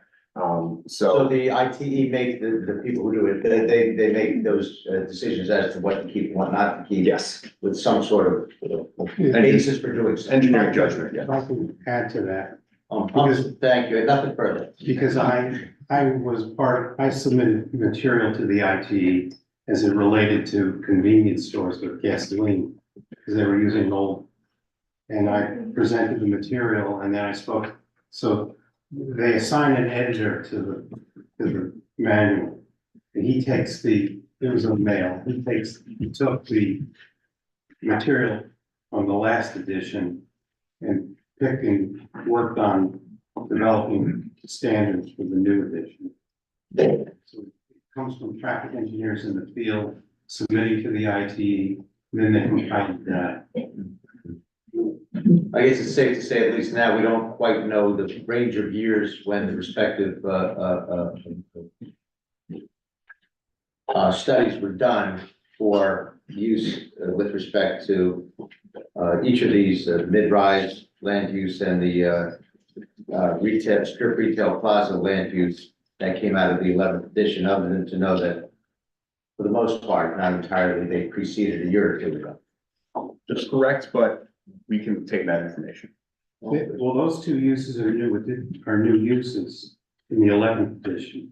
Oh, The 10th edition didn't have those. I think the mid-rise was still in the 10th, but the strip The retail, strip retail was not, and New Jersey DOT doesn't recognize the 11th edition. correct.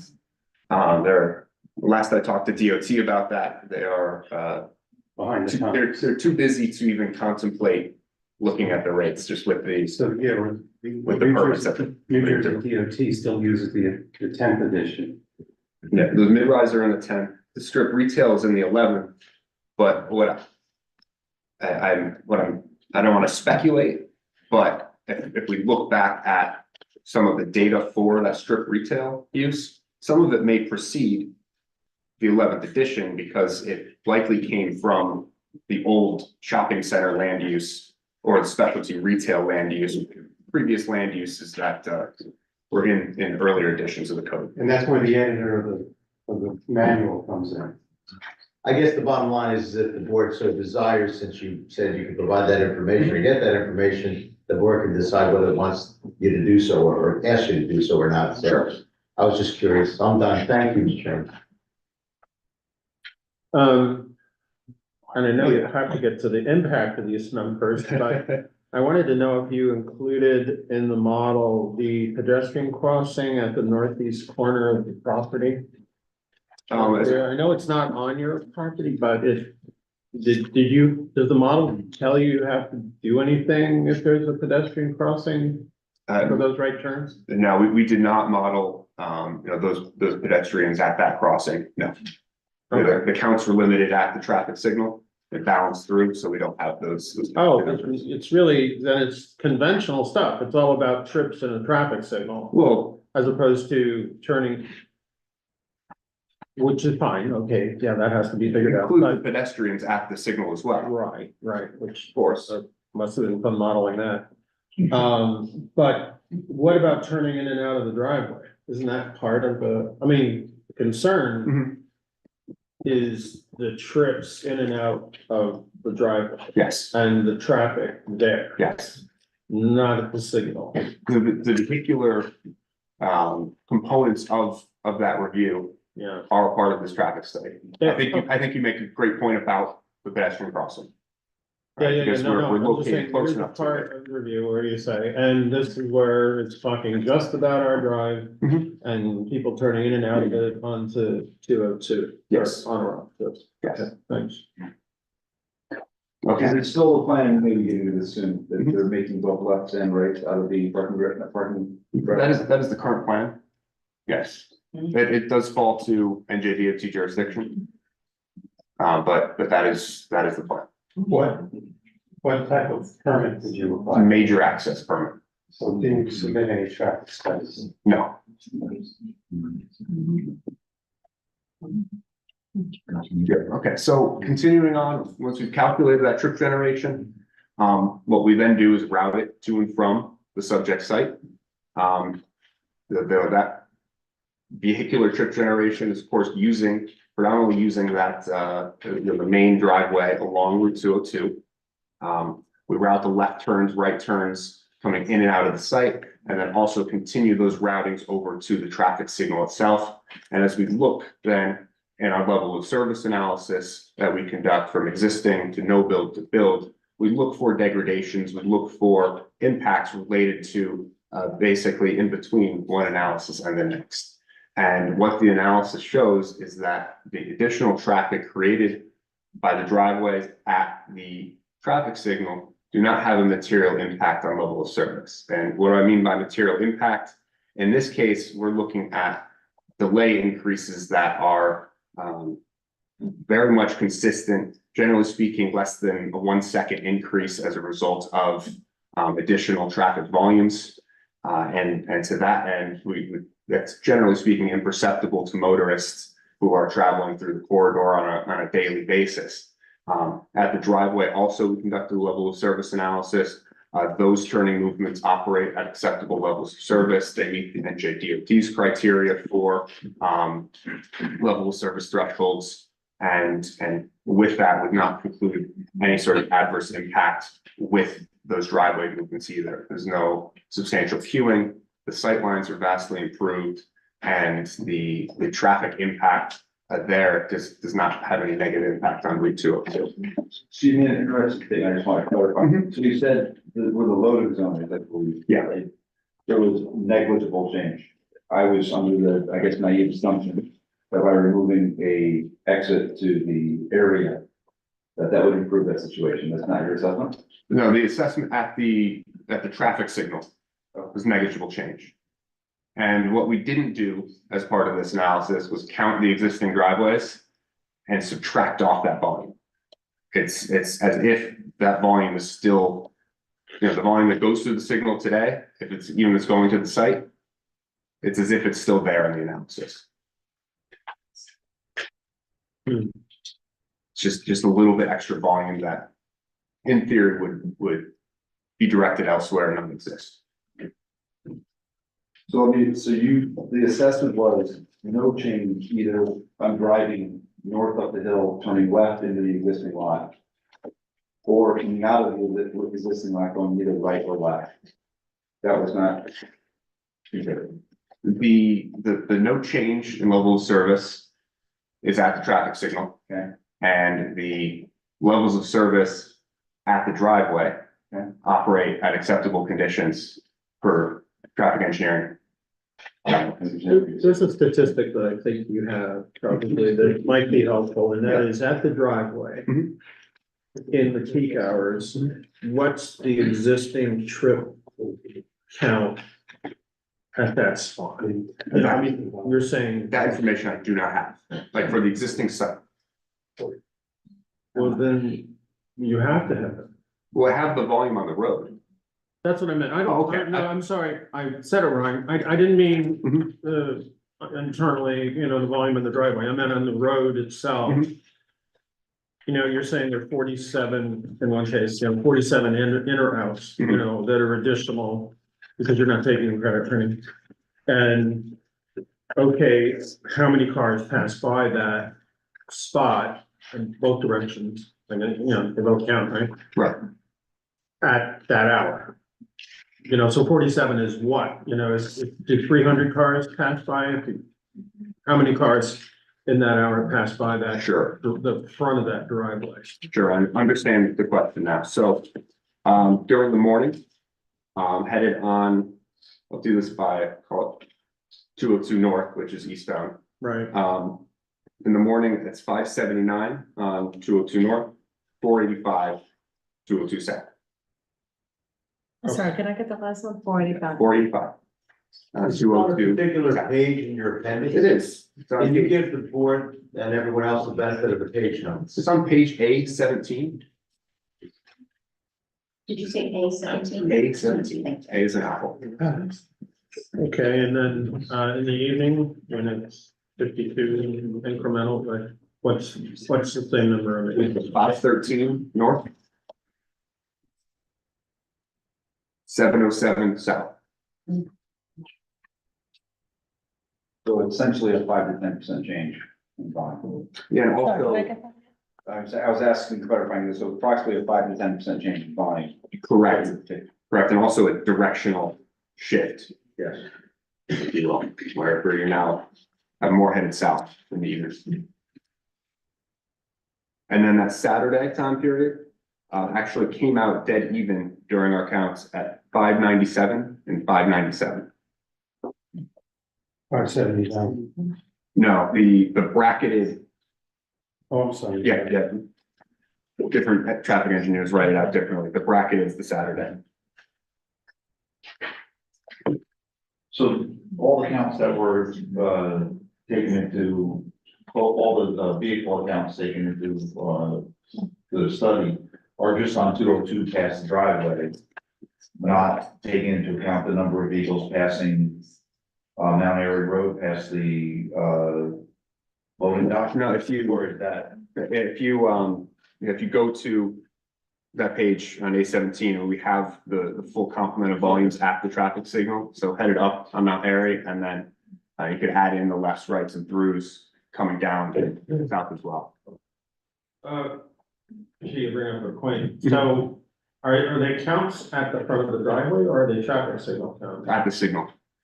So how do you handle did it count the southbound 202 traffic that bears to the right up to, there is a signal there. I Yes. mean, there's an ancillary signal. Mhm. Does it include that? It Or does, just the it primary? does, so, the figure itself just looks like a T cross. Mhm. But you'll notice that the Morristown Road, or the Route 202, has the right turn volume. It's because we did count that Alcott leg. Square, right, you know, the right turns going on. I'm sorry. We did count the Alcott Square Right. volumes headed, up Anderson Road. that do not go? Right.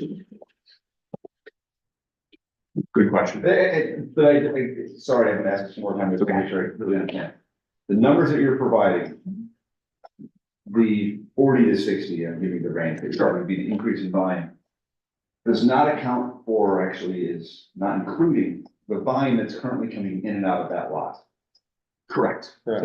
So it may not be a net positive of 40 to 60, it may be somewhere in the middle, because there's currently volume that's going in and out that you're not accounting for. It could, yeah, it could be 20 to 40, it could be, Yeah. 35 to 50, depending The on. question is, when was the building empty? Yeah.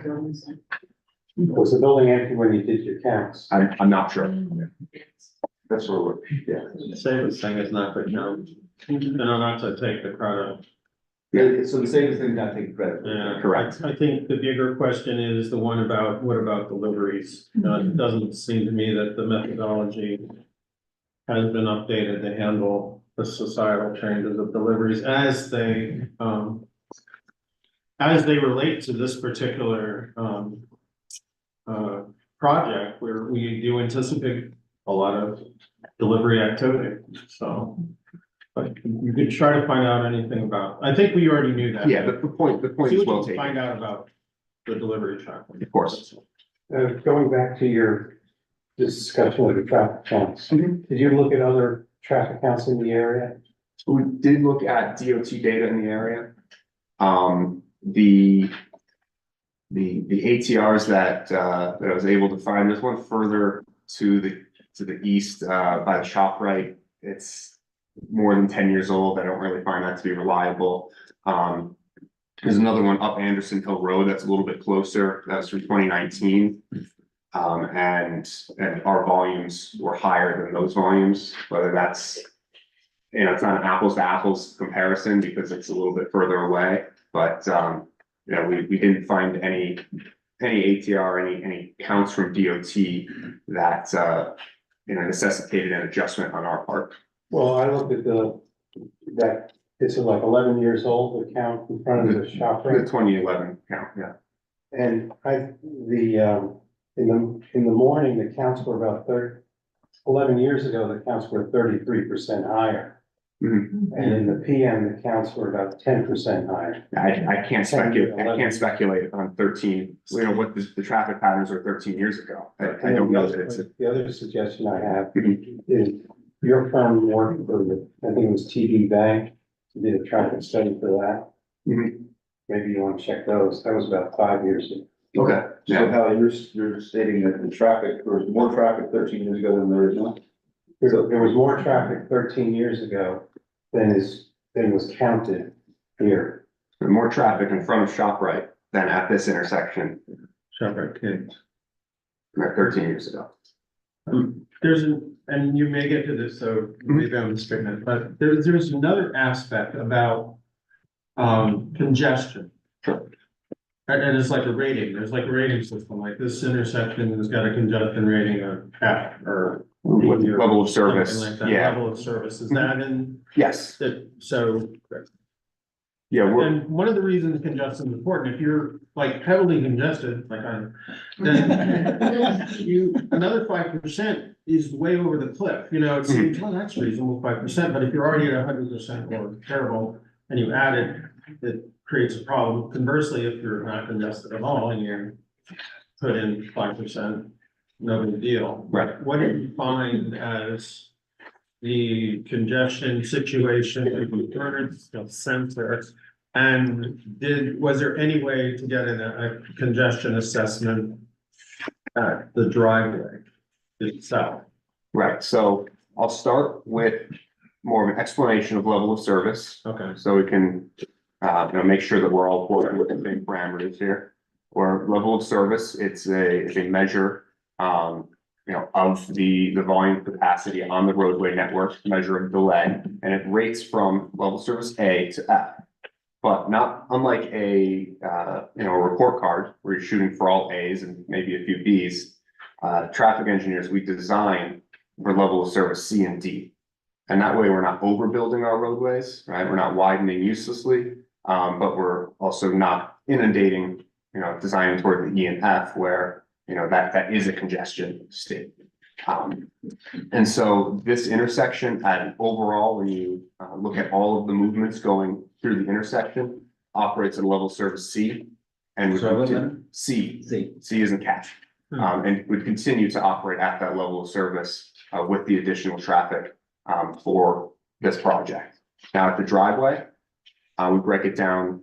We're really looking at the movements out of the driveway because those are the ones that experience delay. The turning movements in, the right turn is essentially no delay, and the left turn is simply a wait for a gap. But the turning movements out operate in the morning at that level of service C, and in the evening and Saturday at level of service D, as in dog. So those are still in that acceptable level of service range. DOT for driveways allows you to go up to level of service E. In this case, we're not at that level of service on the roadway network. But that's with the lower volumes. Correct, so we can take a look at it. Yeah. So you said the intersection of the traffic light is C, Yes, which is, I'm looking at your appendix, that's 20-second delay, for the range. 20 seconds to 35. I think. Correct. Right. I have to say that anybody who's tried to come down Mount Airy in the afternoon, especially about not when you time you use, but when school is on, unfortunately, you're gonna wait a lot longer than 20 to 35 seconds to get to that intersection. Yeah, In fact, that traffic is often backed up all the way up towards past Prospect Street and up to the top of the hill and yeah, beyond. so there's two factors there. One, it's of course the school dismissal, crossing guards, they play a little bit different role in, protecting pedestrian safety as opposed to vehicular throughput. Two, the Mount Airy and Anderson Hill approaches are not prioritized by DOT. So those in our peak hours, right now with the crossing guards, dealing with full dismissal. But those approaches are at level service D, whereas Route 202 is at a B as in board. So DOT on the signal prioritizes their corridors. And so you end up with, an overall C, but side streets that do a little bit worse and a main line that does a little bit better. In the afternoon, coming down 202, going. We got south on 202. Yeah. 202 south. Southwest, whatever. Yeah. Yeah. If you come out, if you're coming down that section, you can be delayed all the way back up to where the old Kings was. Mhm. And sit there in traffic. And one of the things that drives people to go up Old Colony, to avoid that intersection. But it's hard for me to believe that at the times that are actual peak times, the level of service on 202 at that is a C or a D.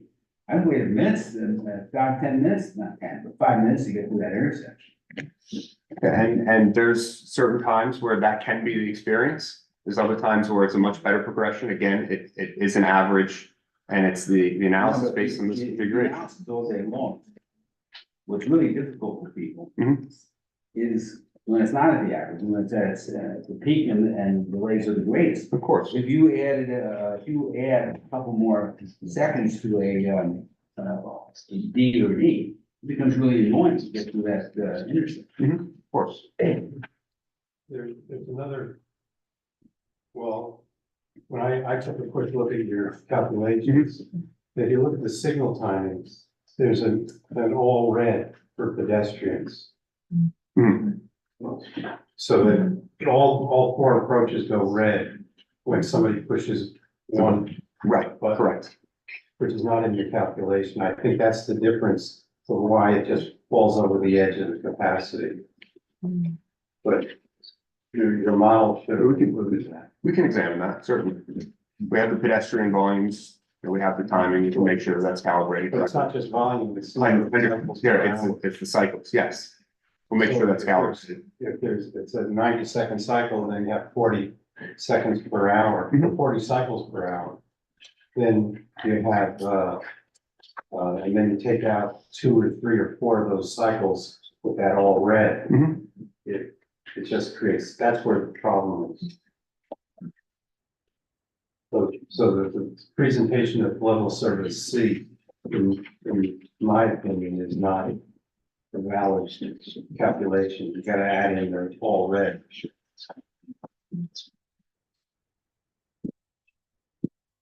Well, I'll let you progress to whatever you're. That largely concludes, I think, the direct, right? We've covered the on-site circulation access, covered the level of service, trip generation components pretty thoroughly here. Happy to take additional questions. What is the line of sight expectation at the driveway exit? For no, I mean, how far is it? I'm sorry, how far? I'm What's sorry. the line of sight expectation from the Department of Transportation at the driveway on this site? Just don't know. You guys have it, but I don't have it written down, and I'm trying to make sure that I'm remembering the right row of the you column. can come back. Yeah, I It's all right. don't want to put the wrong answer on the record. I apologize. I'd like to know the, Mhm. and it may depend on the highway and Yeah, it depends on it's design speed mostly, be nice to know what that is. That's all. design speed and grade, yeah. Understanding this property's changed ownership, Mhm. do we know, because you brought up the question, it's been vacant for some time. Do you know what the ins and outs, was there a traffic study done by the previous owners that got transferred? That could be used for comparison? Not that we're aware of, but we'll check on that. Thank you. I don't typically see those in land transfers for what it's worth, but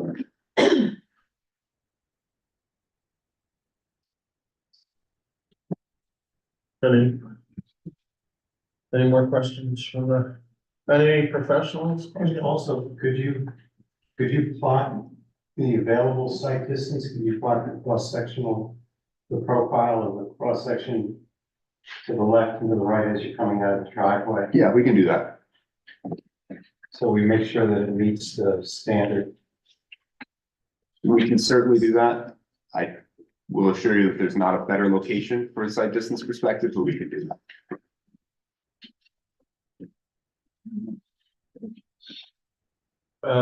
Professionals, but I'm sorry, there are no more questions on the board right at the moment, right? So, any questions from our professional to the traffic engineer? No, Mr. Chairman, I would like to hear from the board's traffic or, and I would like to get a copy of these turning exhibits for the loading area and the driveway. I think they were put up briefly on the board. Is that the lower driveway turning radius, the one at the LO1? Or are you talking turning radius at the 202? Well, they had a truck turning template, how a truck would get into the loading area. Yeah, the loading area, yeah. And then there was one, how a passenger vehicle could get into the parking deck, which was concerned. I'm sorry, can I just go back? Yeah, sorry, thank you. That was exhibit 8-3. Yeah, So- we'll get all the exhibits, over to you, Mr. Brightly, direct. Can you provide that? Mr. Much will get all those exhibits over to Can you you. provide that to, Yes. board so she can post them for the benefit of the public? Yep, I have one. Did you say that parking lots can be available for public parking besides the tenants and the, What I mean by public parking, I mean publicly accessible parking, right? But it's intended to cover parking for the retail and for the residents. But in providing parking for retail, you have to make it so a member of the retailing public can come in. so somebody who looking for who wants to go, for example, to the Burnsville, coffee shop, you can't find a parking space on 202, which is more likely than not. Right. He's gonna be able to park in that parking lot, even though he has no commerce whatsoever to do. That would be more of a management, Well, how, We just changed his sign. It says instead of parking in the Bernardsville Library parking lot, you are gonna meter it though, as I understood. You have testimony already, that you're metering, which that's not, questions about metering shouldn't be him, that's more someone else, right? correct. Okay, But RSIS has a provision for 0.5 per unit for visitor parking. that's included in the 1.5. So is there a component that includes visitor parking for the residential? and so our plans right now don't have anything designated or stripes, but we would obviously have to comply with that requirement to do so. The simplest way would be assigning the 1 space per unit, and the remaining 0.5 per unit is available as visitor parking. And the visitor parking doesn't have to be assigned visitor, it just needs to be available for visitors. Yeah, well, I wanna go through all of the circulation, Mhm. the lower parking levels, how we're gonna handle these kind of questions, but it didn't seem that it was exactly your responsibility You know, I think that to go through that. I think that the assignment and how those spaces are gonna be allocated is more toward the applicant. Right. On that, Okay, certainly they like a traffic engineer's input. But right, at okay. this point, I haven't designed anything or allocated spaces, so I don't think it would be properly tested to it.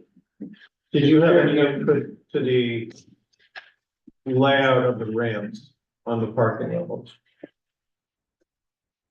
Did they ask you about how, when they architected the ramps on LO1 and LO2, did they ask you about that? Not directly, I know that architect consulted with Mr. That's Much okay. from our There's office. someone else, I just don't want to, that's all. All right, So Chairman, may I inquire who this someone else is, because we were told we're just gonna hear from an architect and the civil engineer. There'll be and the applicant. a management representative, Mr. Upsala, Yes. It's great, thanks. operation. Yep. Okay, thanks. That'd be great. John, I have the option, I can either, for your convenience, I can open this witness to the public for questions. or we can stay the public questions of this witness only. Right, Chairman, I think it actually would make sense, because Mr. Korak's coming back, we knew that coming in because you just retained Mr. Troutman, today. We've got some homework, items that we need to do, and I'm sure, Mr. Troutman's gonna review things, I suspect the professionals will probably have some conversation between now and the next meeting as well, so maybe we hold those questions. Or If say Mr. prefer- Troutman has further, maybe we just defer it to the next meeting and next Go available to the time. next witness, that would be your pleasure, okay. But then the other side of the coin would be if there are questions that could be answered at the next, the next meeting, like some of mine, they could be done at the same time. Right. So if you open it to questions tonight. What do you guys wanna do? I got his opinion. Just like we. What do you want to do? Open it twice. Do you wanna open this? What's that? End up getting open twice. The advantage of opening the witness now is that there, I'm sorry, I couldn't hear. the advantage to opening the witness questions now is that if the public has questions that require more research, and we don't have them coming back a third time. Yeah. Right. So, Yeah, that's my question. Yeah, well, why don't we just roll the Okay. questions then? All May right, I ask Chairman, and I'm just gonna ask, are He's your here, he's gonna fingers be on a okay roll. right now? all right, Please? so, all right, so this is the traffic engineer, Mr. Chairman. Chairman? Troutman, how do you spell? Troutman, Troutman. the break. Thanks. Yeah, can we take 5 minutes? Can we just do our court reporter, well, I think probably a number of people, like, we just do a 5-minute break, we can rest our fingers for a minute. Yeah. Okay, because we can still hear your next witness.